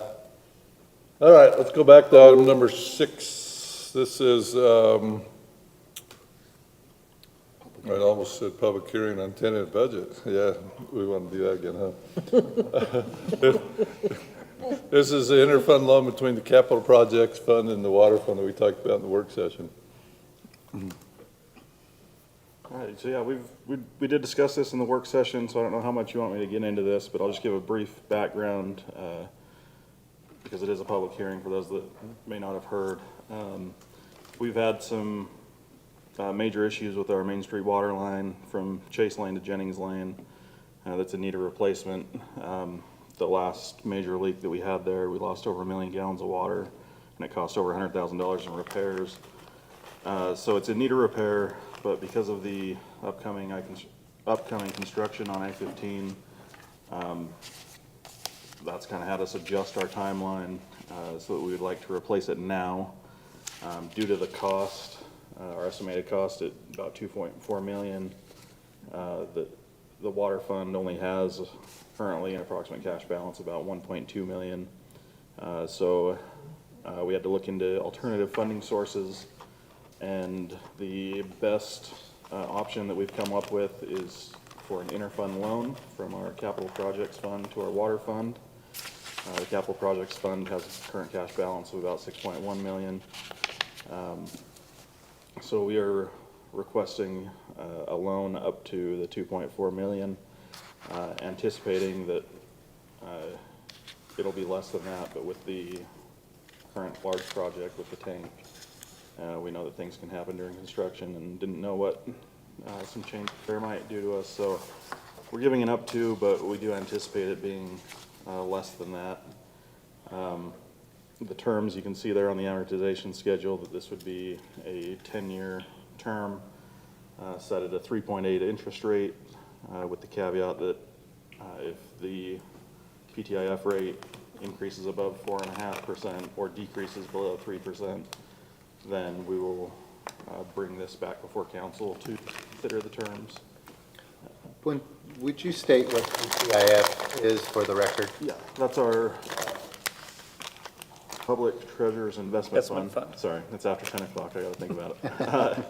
Which is where, basically our investment fund, available for local governments where the majority of our cash is. Including the invested in. state, many government agencies and service districts use it as a savings. So you can see there, if we were to loan the maximum amount, that's what your, it would be a $293,000 payment each year.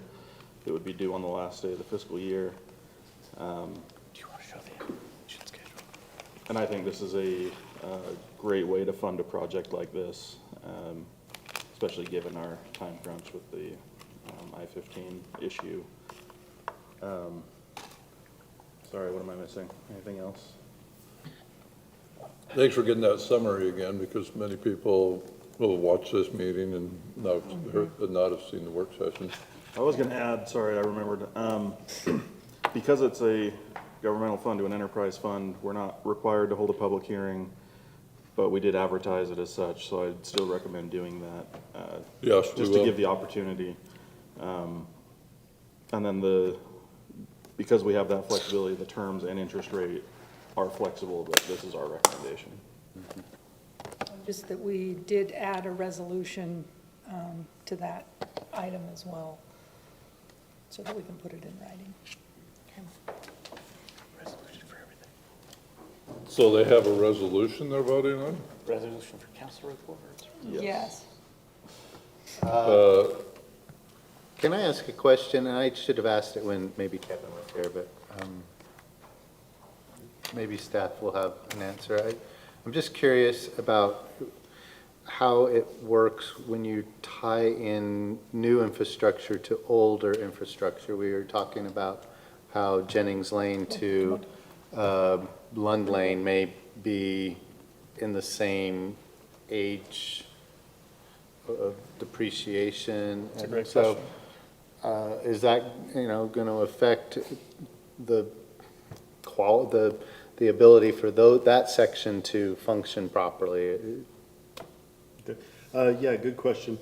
Not necessarily. It's not really going to change a lot of your velocities or flows or anything on the exterior of the pipe that we would see typically cause damage. A lot of time we do these repairs and they last quite some time with, it's like when we do a basic repair, we'll cut in a 10-foot piece of pipe and it's been in there. I've had some I've seen that I did myself 20-some years ago and never gone back. So we don't see any degrading of the neighboring qualities. Okay, thank you.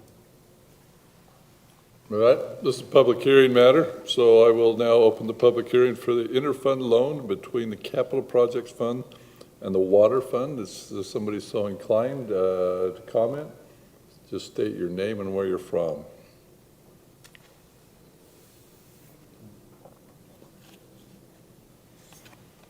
Seeing no comment from the public, either in person or online, I will close the public hearing. We'll come back for any last questions on this. If not, look for a motion on it. Can I give my little, I like to calculate the affordability guideline. I would love to hear that. Just, Sure, I imagine all of us would. I just would like this on public record so our residents know and understand that we are looking out for, as we talk about increased costs, I think it's really important that we kind of explain this. If you were to go and get a loan from a state agency, the current affordability guideline is considered to be 1.5% of the modified adjusted gross income. And so I pulled that data for Centerville today off of the drinking water website, and that is, Magi for Centerville is $78,000 right now. So you would take the cost of the culinary water plus the cost of the secondary water to come up with, are we below that 1.5% or are we above it? And that would kind of help us to understand affordability. So I took the base rate for water for a 3/4 inch connection is $39.60. I took what I believe to be an average home. So I'm, 3/4 inch connection, and then I assumed that my home, that, you know, we're just a little under a quarter acre, that's probably an average lot size in Centerville. So I took the $39.60 a month. You do not get any water for the $39.60. So the first 5,000 gallons is $1.68 per thousand. The next 3,000 is $2.30 per thousand. I'm sure you're wondering why I came up with 8. That's an average home's indoor use. And so since we mostly have secondary connections in the city, this is rough, right? But this is just getting us there. So you take those numbers, multiply it by 12, you get $654. My irrigation bill last year was $385. Add those two together, and and also increase. We're probably going to have to increase this by maybe 7%. It might be less depending on what we pull, but you get $1,085. The affordability guideline is $1,170.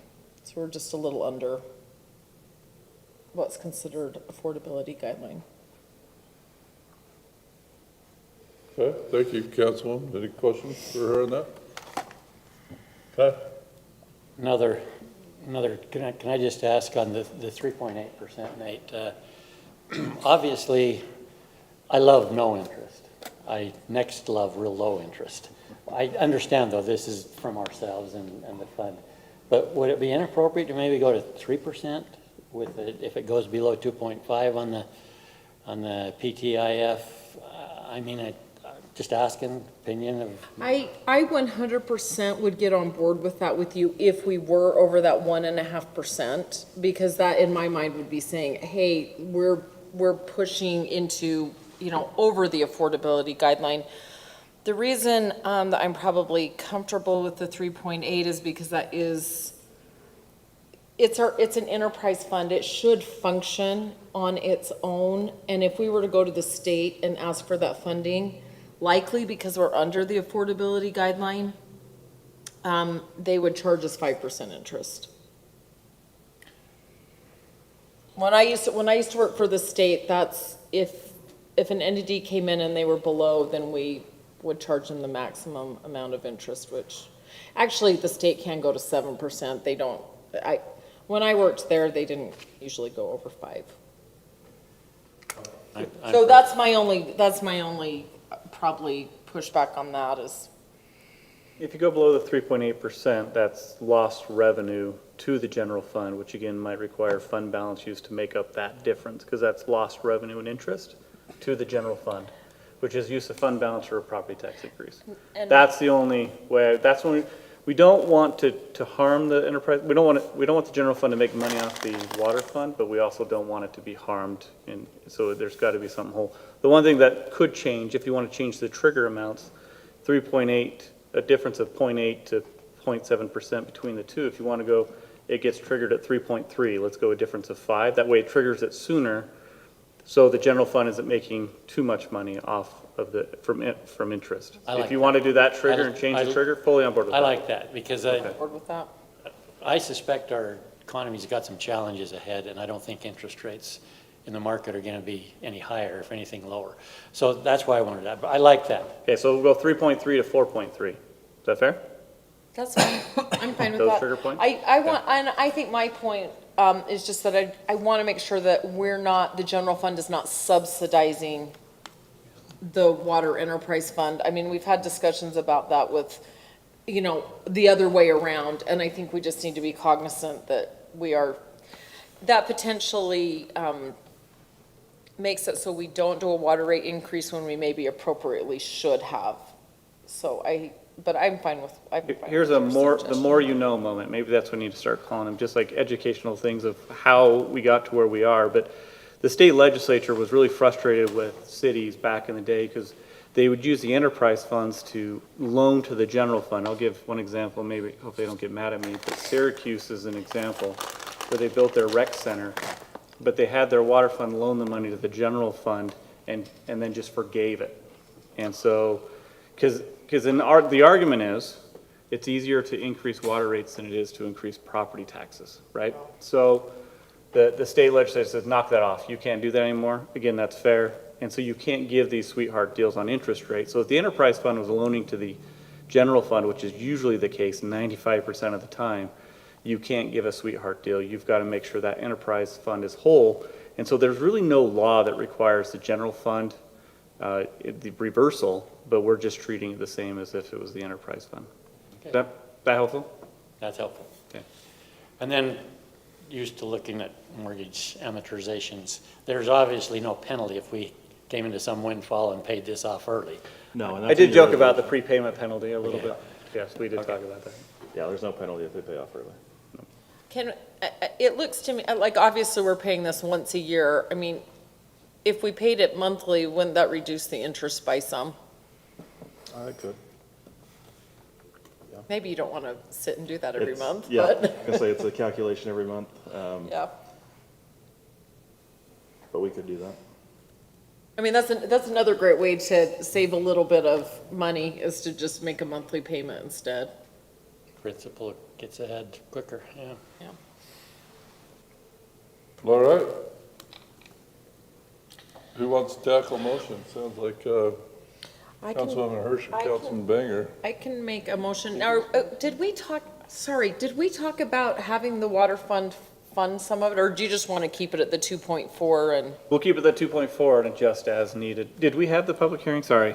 No, we But- haven't. Yeah. Yeah, I did a public hearing. Did, Okay. yeah, All right, I know. yeah, we We did did. put in the There was resolution. 7 comments, Spend- Brett. Did you miss all 7? I missed it. You must be getting tired. I conferred with Lisa. I and know, she- I don't remember. We talked about a down payment from the water fund, and you'd mentioned $400,000. I was thinking, the interest total amount was 530. I would be okay with either of those, but. We did put in the resolution up to 2.4 million. Yeah, so whatever they want to put. I think we can leave it that we way. don't I know. think I would still, maybe, could we add to the motion that we do want to see the enterprise fund support 400,000? Like, have a down payment. Sure, again, I wouldn't do that because again, it's the water tank and we want to make sure that, let's say something crazy happens, Okay. we want to make sure funds are in there.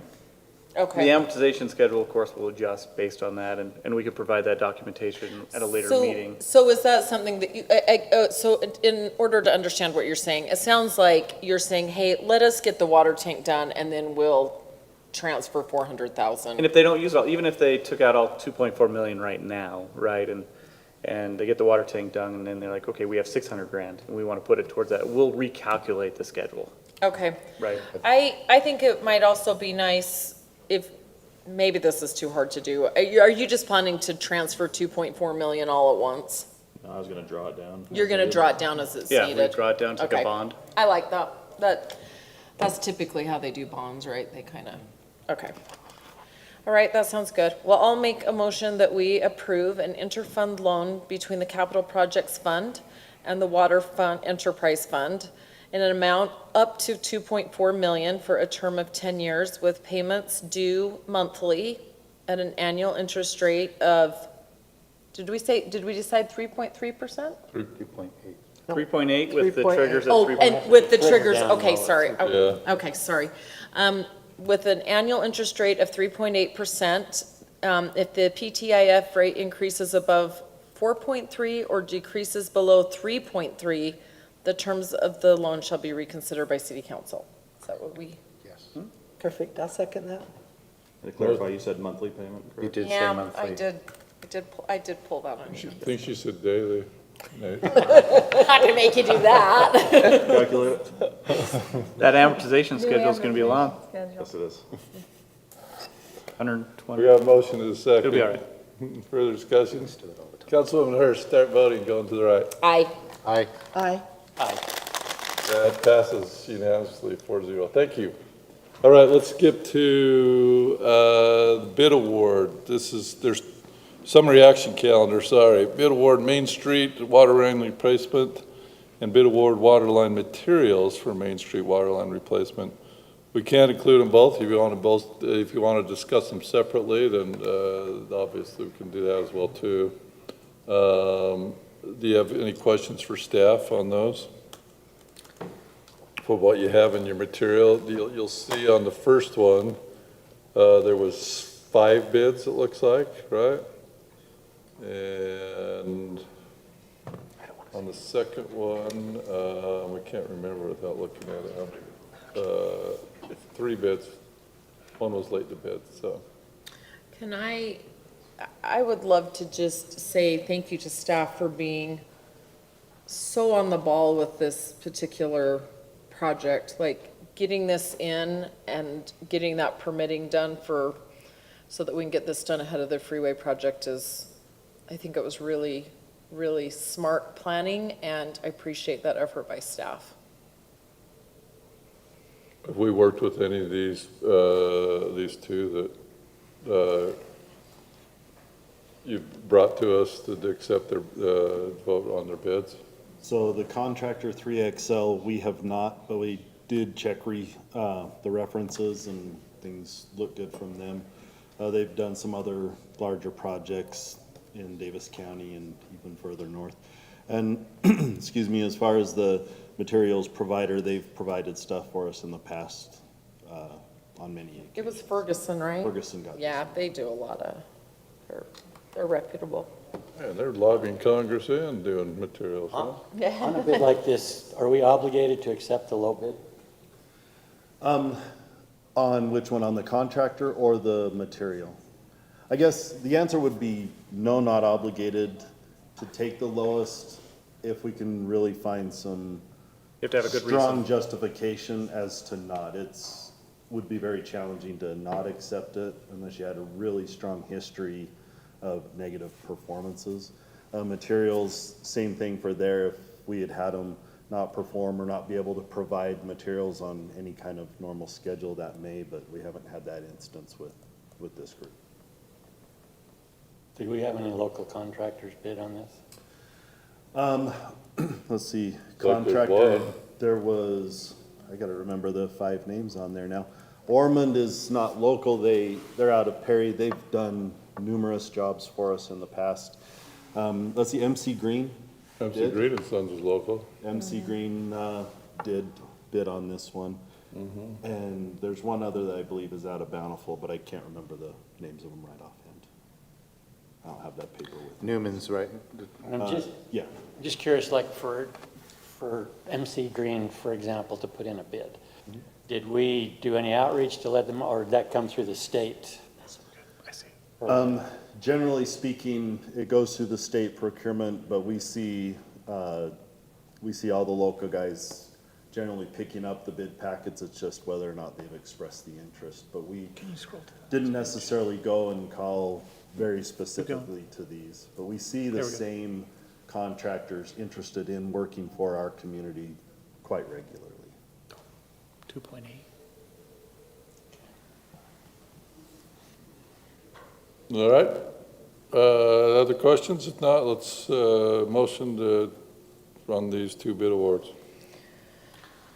I'll make a motion that we award the bid for the Main Street SR 106 water line replacement, Chase Lane to Jennings Lane, to 3XL Construction in the amount of $1,393,748, and that we also award the bid for water line materials for Main Street water line replacement from Chase Lane to Jennings Lane, to Ferguson Waterworks in the amount of $567,335.47. Second. Motion is second. Councilman Plummer, vote, go to the right. Aye. Aye. Aye. Aye. That motion passes 4-0. Thank you. Let's go to minutes approval for the April 21st work session and the April 21st city council. Is there any changes from any of you on either of those minutes? Yeah, I have a couple. Looks like we have 2 of you at least. Who had, go ahead, she's not ready, Yeah, I'm just Councilman finding Banger. it, just a On second. the work session, line 49, I'd just like to interject there. Councilman Banger clarified he was not recommending quotas. I stated that. On line 14 of page 2, reflected actual costs and current needs. Councilman Bangeter disagreed. Wait, sorry, say that page.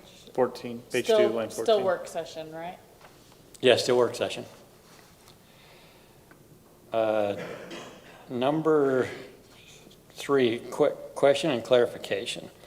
On line 44, this is the discussion on the garage door openers. I did not recall, and help me just understand if I was wrong, I remember Councilmember Hurst making the recommendation that maybe we just replace 3 units initially.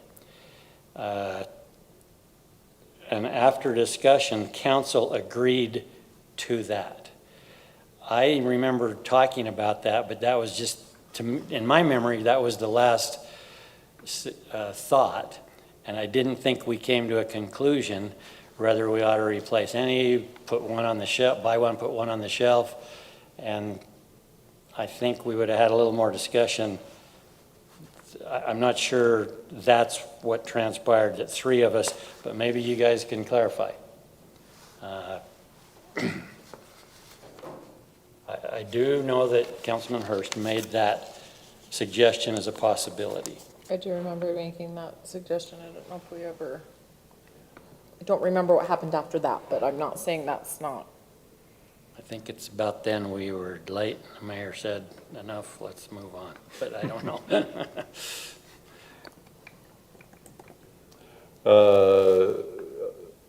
Doesn't sound like we're clear. I don't know. We have to go back and look at it and see if we have any recording of it or not.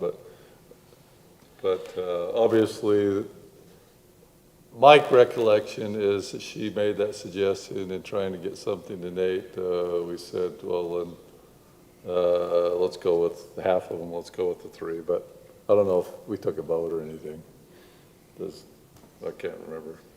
We did not take a vote. Yeah. So maybe we don't imply that council agreed. Maybe we just say that recommendation was made or something. Yeah. And then we'll discuss it further in that meeting we're going to have. Yep. Yeah, Good. that sounds, yeah. Okay, last one on the notes. On page, I guess this is 3 of the work session still, line 11. After the word accounting, I would like to insert, which I did identify, another point there being aligning with the policies of the vast majority of neighboring Davis County cities, comma, and then the other.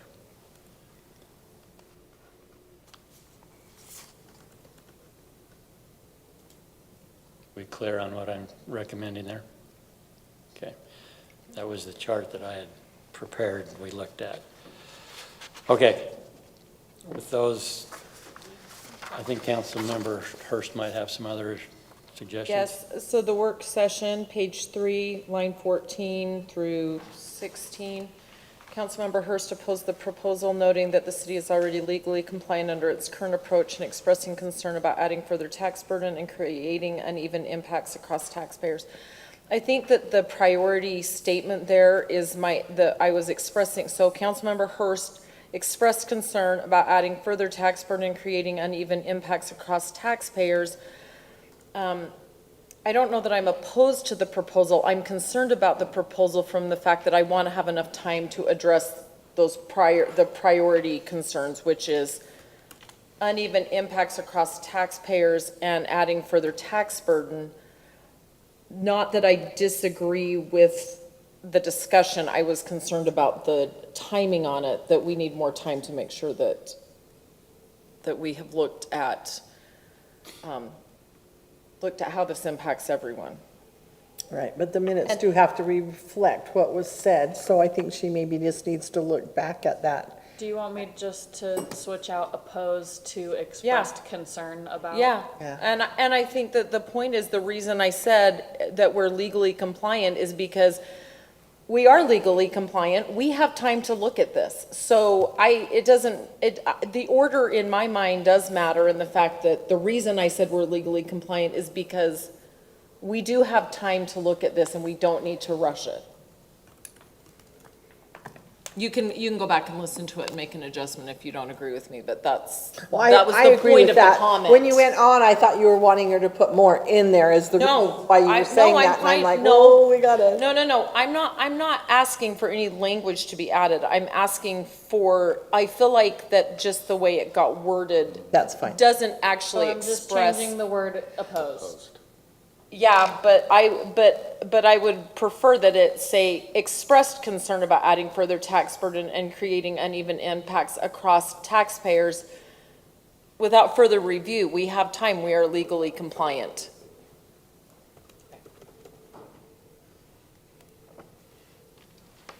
I feel like the way it read wasn't the intent of the comment, so. More? You got all those changes, Jennifer? Right, do I have a motion to approve the minutes with the so noted changes? Motion to approve the work session minutes with identified changes. Second? You just did this work session. Do you want to do the council minutes too? I have one correction on the council minutes. Okay, yeah, okay. So you seconded the work session minutes. Okay. Wait, so are we gonna have two motions? No, guess we'll so. just, yeah, let's vote on that. I didn't know I thought I was doing work session and council. Okay, there's a motion, a second on the work session minutes with the changes. All in favor, aye? Aye. Opposed? Okay, I guess we have some council suggestions, changes. So, we'll do a separate motion on that one. Councilman Bangeter? Yeah. Do you have changes on that one? Oh, on, On city council? okay, we voted on the other one, okay. Yeah. On the page 4, line, I just think something needs to be added on line 19, because after we voted on the motion, this is about the the sidewalk. I think especially Councilman Meekum identified that we need to, there was direction here about addressing in the near future, specific identification of where in the city sidewalks may not be required. Remember? Yeah, that is correct. And I think we ought to include Did that. that get discussed up above, though? I thought I put something in Well, there it's- about that earlier. Oh, did I miss that? Okay. If you, yeah, well, Yeah, staff- Councilmember Meekum supported amendment as part of short-term snow at city fund entertainment. Oh, wait, no, that's not it. That's down. I thought I put something in there about that.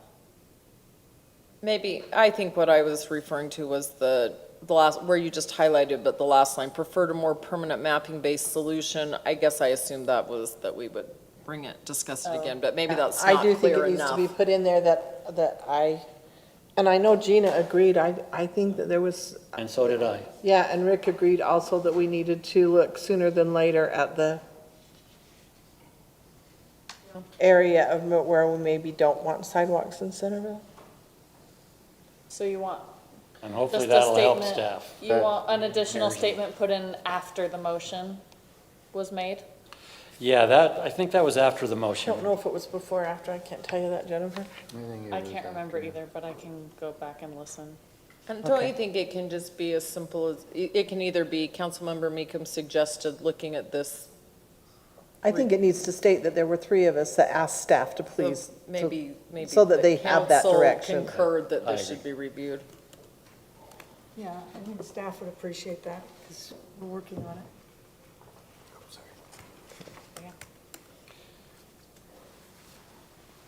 any other changes? Okay, motion? To accept city council minutes with those changes? Motion to approve the city council minutes from 4/21/2026 with the proposed amendment. Second. All in favor, aye? Aye. Opposed? All right, let's go to council report. Councilmember Banger, you're up tonight. Just what they wanted to hear more from me, I know. I'll make it quick. Centerville You tell us citizens, we have double the snowfall. Out.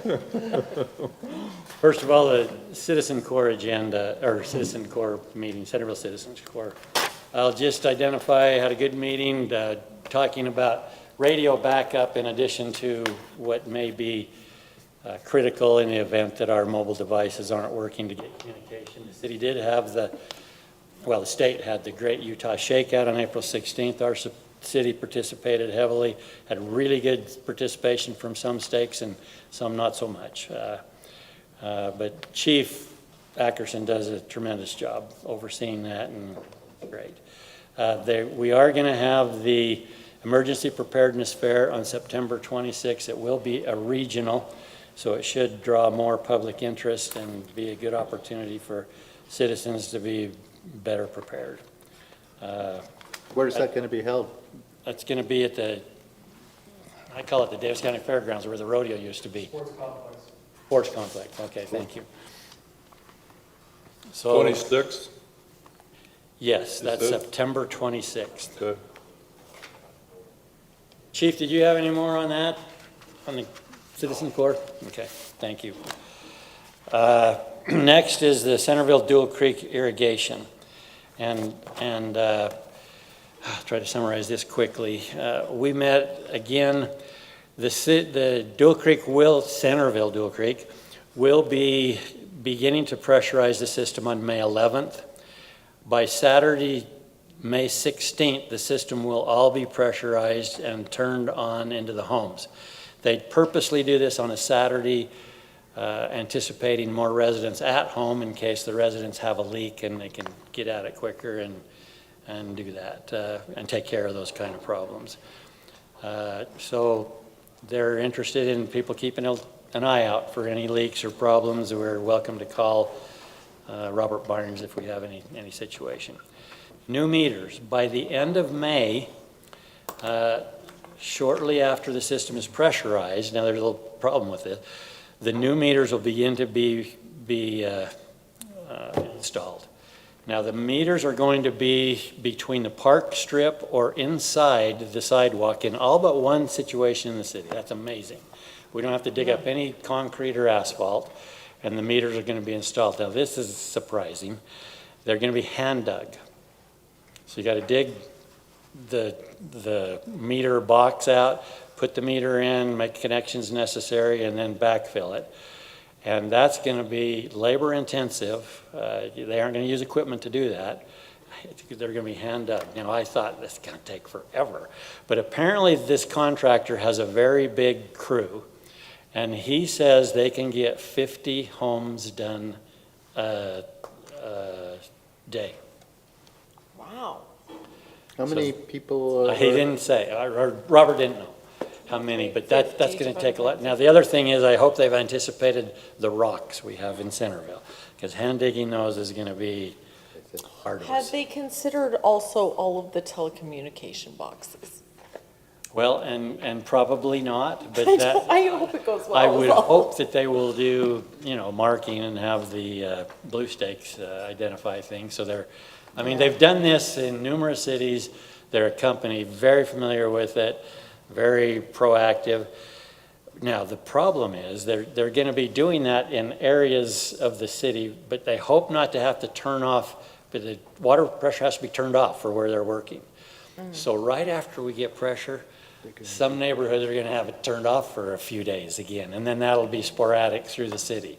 So we're likely going to have some complaints and some frustration from citizens about what's going on there. There's nothing we can really do about it.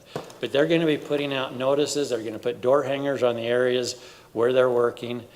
A good portion of the city's already been marked for them to know where that line is to dig down and put the meter in.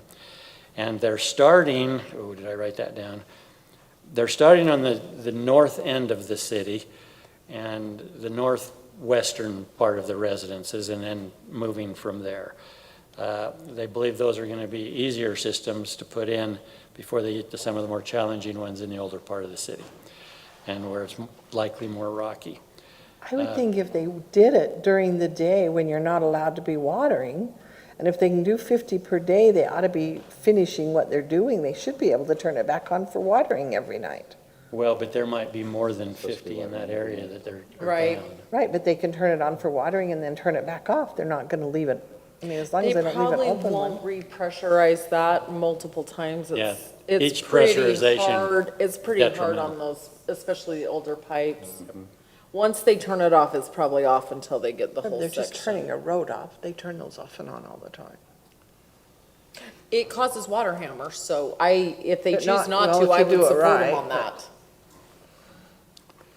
Yeah, that's the plan at this point.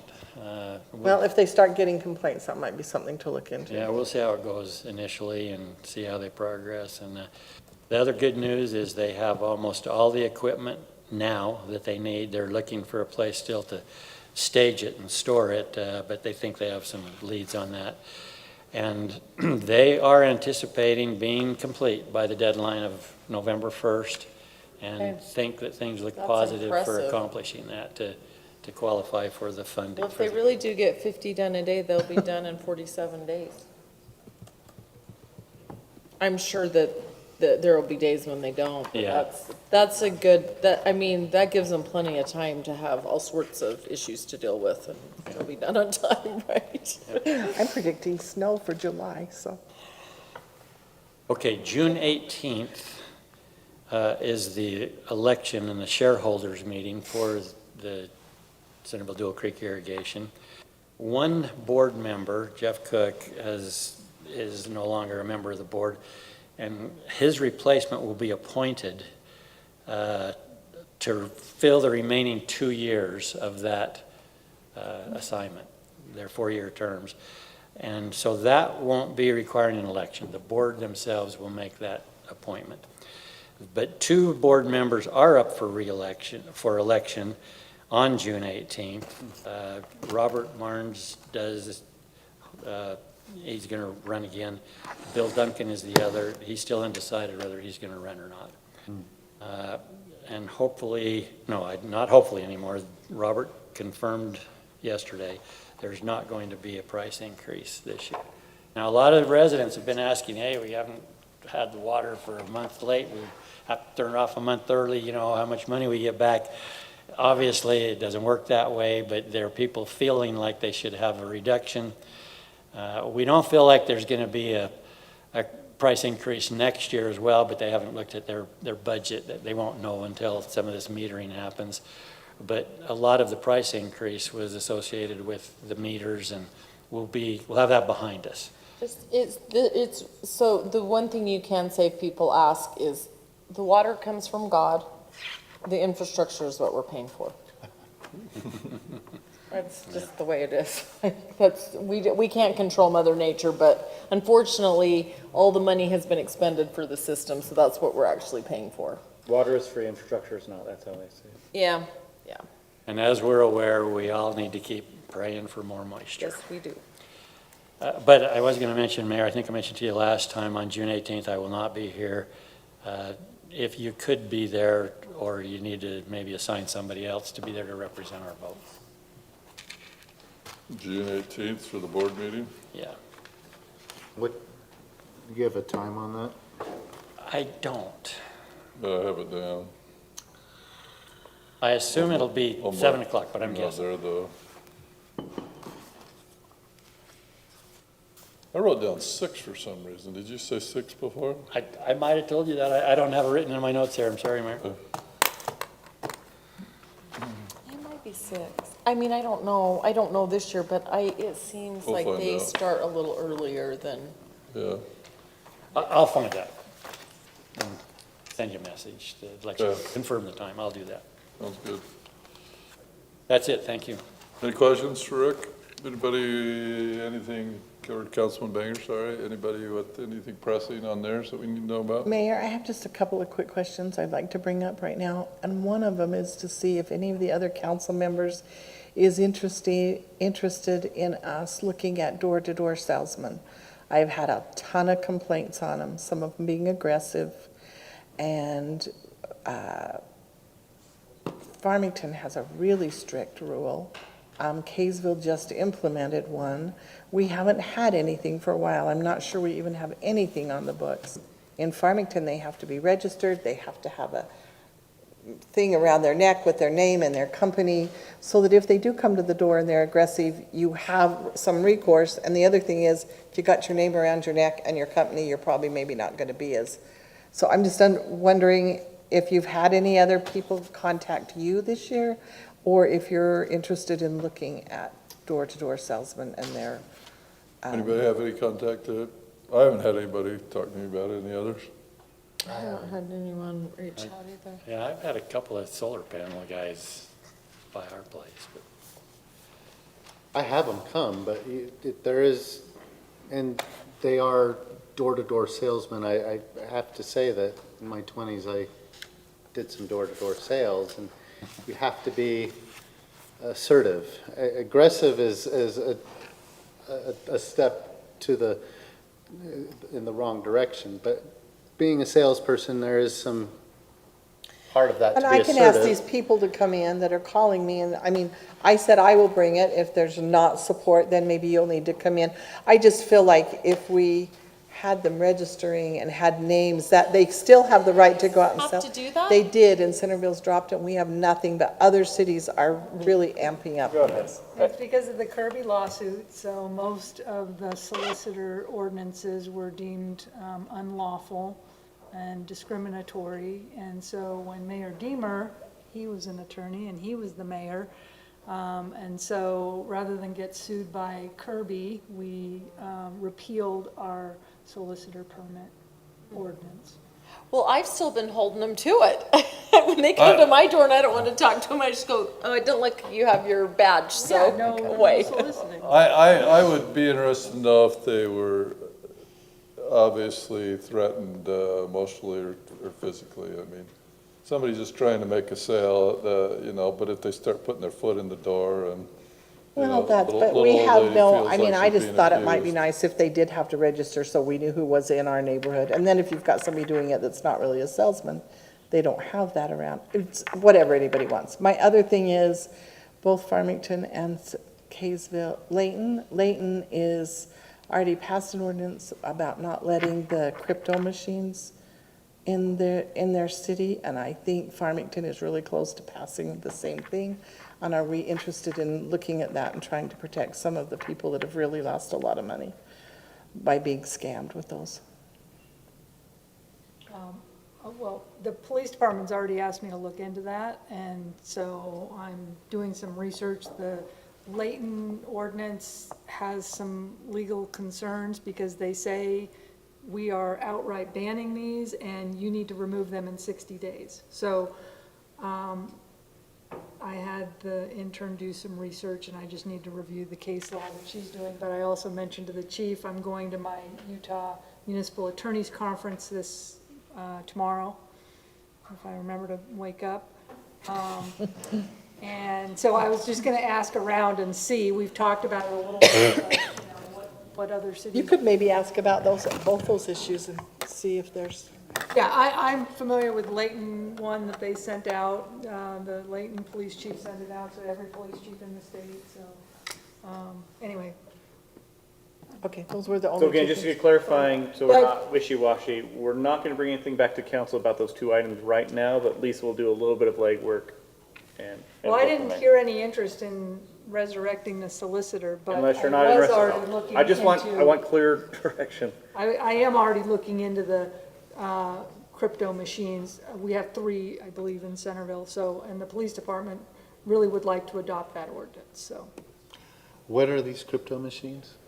You go and, I think either, You could deposit your money into your crypto account, so scammers are using those to get their funds now, that you go to the cryptocurrency ATMs and you deposit your money into crypto, and then that's how they're paying their scammers, and even though there's signs all over the place, people are still falling for these scams. So I can take $100, put it into this. your crypto wallet? Into a crypto wallet, Bitcoin, and that's mine. What is the? We're giving it to the scammer's wallet, we're putting it in the scammer's wallet. it's being used for criminal purposes. To pay off your So fines is or- cash, but anyway. Okay, so if it's criminal, then it should not be, But but it's should not there necessarily not be criminal. an option to have a machine that isn't in that vein. Okay, well, let's not go too much into a discussion, Okay, right? all So right. the question is, let's let Lisa go back. So I think we're interested in crypto. I'm like your interpretation, Brown.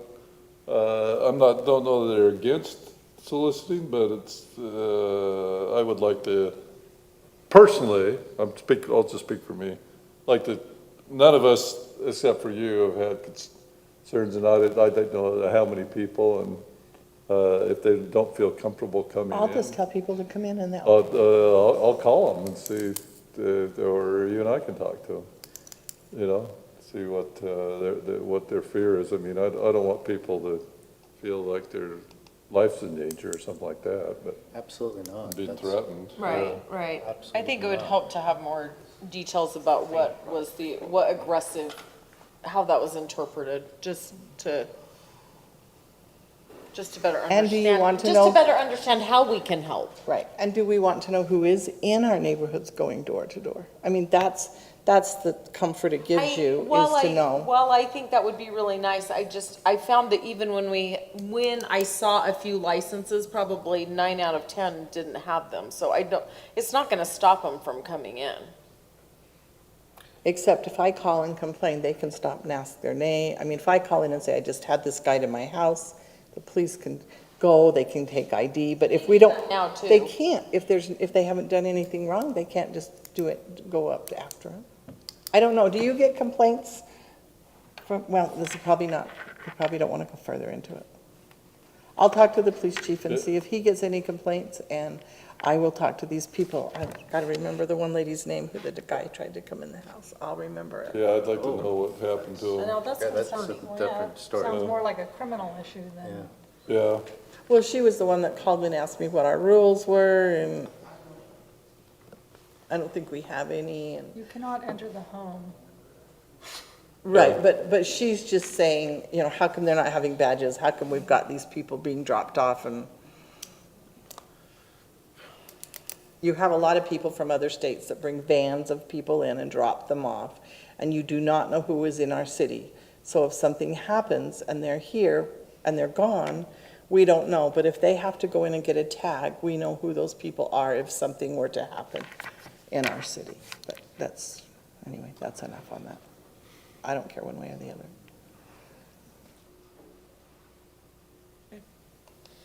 Can I bring up just one? I got a phone call from a guy, he wouldn't give me his last name, Robert. I think it's the guy who we've had problems with, Chief, but he said that we ought to be aware that that the police department ought to be required to get a search warrant to review the Flux cameras. They shouldn't be able to just review it for anything. There ought to be a search warrant, and that some city in the state got in trouble for doing that. I'm just bringing it up. I didn't give much credibility to this, but Okay. all right, thank you. I'm going to just kind of hit two things really quick, really short in what I have since it's 11 o'clock. I can report more on it later. League of City and Towns, I think the most relevant things I went to was the do's and don'ts of impact fees. Talked to Brent and I talked on that, and so I went to that in advance, and he and I will talk further about potentially our impact fees, updating those. And I also went to an interesting one on transportation utility fees. I'm not sure from the session why you would want to do those, but I sat next to That's how I felt. Katie Witt, who did it when she was mayor of Kaysville, and I was saying, how'd that go for you? She says, that was rough, All I could see is, hey, if we're going to measure how much traffic, maybe it'll make people quit having Amazon come to their home, and they can go to our stores and we can get sales tax that way,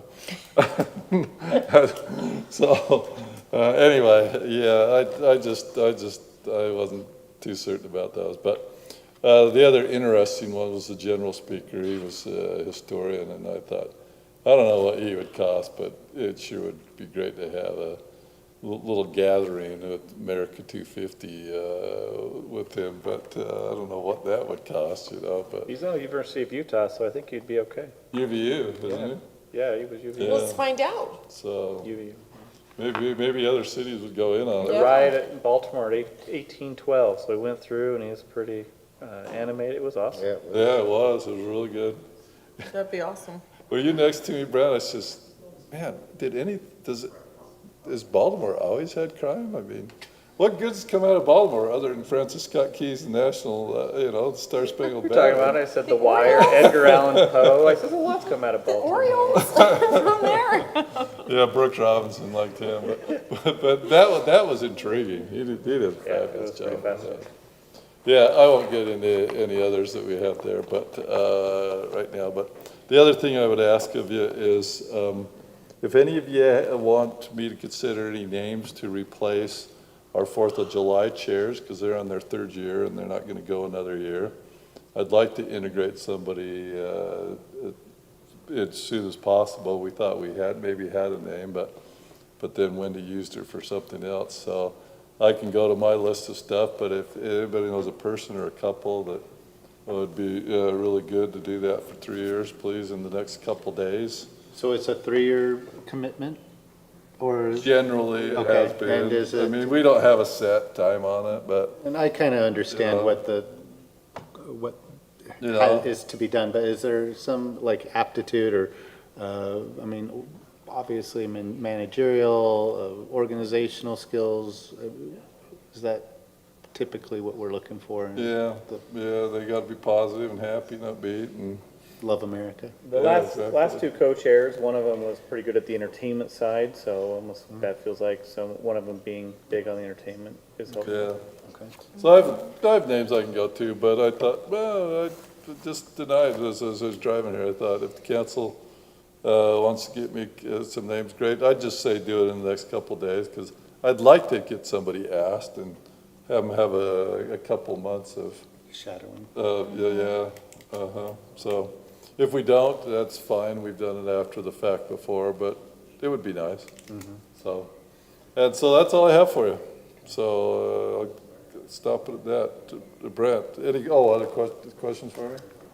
Brent, City Manager report. All right, thank you, Mayor and Council. Mike, can you briefly come up and talk about water? Just briefly. I've asked Mike just to come up because we're starting to get some complaints of people watering before the 15th, and so I thought Mike could come up and talk about how we're enforcing some of It this. is true, we are getting complaints. That's perfect, right there. So I do have a couple things, since I asked me to say a couple things. Thanks. So one thing, we do need to get Dual Creek to come and get an excavation permit out, just so that you guys are all aware, because you have a lot of citizens that contact you, but we need to have them take their permit out with us, so we have an emergency contact, and we can kind of keep going in the areas so that we can do public education. As people call in, we can refer them to the right people. So I do gotta get with Robert on that, make sure that transpires, because that is important to us. And they get on the main roads, they will have to do traffic control and that. So, but I've not seen a permit from them yet. So a couple things on that one.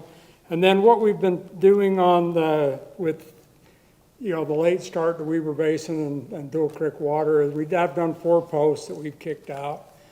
We haven't done quite as much as I would have liked to have done, but we are aware of it and moving forward with it. A couple things that have transpired, our guys are happening is they're looking for people with cross connections. That would be if you took your irrigation and plumbed it into your culinary and turned it on. That's a direct cross connection, which is a violation of the city. So our guys have been watching that. They've had 1 or 2 that they've told the people they need to discontinue it. So we are watching for that. It's pretty easy to spot. So if they're watering through their sprinkling system right now, guaranteed that's cross connection. So anyhow, that's something we've always done. That's not a new thing. So our big push is going to be in the fall. We felt like the spring wasn't so bad, but the fall is going to be our big part. Starting probably mid-August, we'll do a lot of campaigning, getting it out there that, if it's culinary water you're using, it's still the same as if it's irrigation water. Irrigation water, we can turn to culinary water.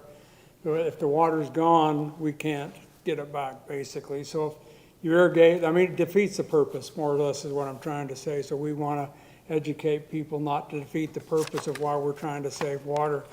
I don't think people realize the strategy that Weaver Basin and does with a lot of it is, you know, they do got to have so much emergency water in their storage tank, so at their reservoirs, more or less. It's because you get down so far, they could say, no more, we're not watering it all, period. So they do have safety zones that they have inside the reservoir, so they do keep a good track on what we can use and what we can't use. You know, I got to be totally honest, of course, I haven't watered it all yet, but with the rain, my lawn looks as good as it ever has. And the other thing I did is took one step for the company that I use for fertilizing my lawns. I had them put the dormant spray on it, or a spray that you have to use less water. I'm trying that one out to see how that works. So there's many things that people can do to you know, save the water, because to me, if we have one more dry year, where will we be? You know, we won't be watering our lawns at all, period. So anyhow, that's all I got. Yeah, and my wife is one that sees somebody watering and she gets pretty fired up and wants to go knock on the door. And so I feel the frustrations from a lot of the residents when you see it. We don't know the circumstance and we can't go out monitoring all of them, but if it's egregious, for sure let us know. Mike and his guys can go check it out. But I mean, we're now a week or so away. So, but the fall is going to be the big deal. So I just wanted to have Mike come to do that. UCMA and League, the mayor touched on it. We attended I think a few sessions together. Like we were on different rows. I didn't know we was in the transportation utility fee. The impact fee was great. The UCMA conferences talked a lot about essentially negotiations and conflict resolution. Those were some great sessions. I really enjoyed. I won't go into a lot of detail right now, but those items will come up as we go forward. Mayor and Councilor Banger, Plummer, and I can talk about what we learned in those sessions when we get to them. Last thing, I just want to recognize Jennifer, who earned her certified municipal clerk certification this past week. So congratulations to her. It's a big deal. I don't know how many years you've been working on it. 5 years she's been working on the certification. So it's a big deal from the international, what are they called? International Institute of Municipal Clerks. Yeah, the international people. So it's the big deal, national accreditation. So Wow. great job. Thank So. you. Way to go. You can record anywhere in the world. Yeah, that's right. Way to go. Marketable now. No, just kidding. So good job, Jennifer. Really appreciate you and your efforts to do all that. And that's all I have unless there's questions for me. All right. I will ask for a motion to adjourn then. So moved. All right. Second? Second. All in favor, aye? Aye. Thanks.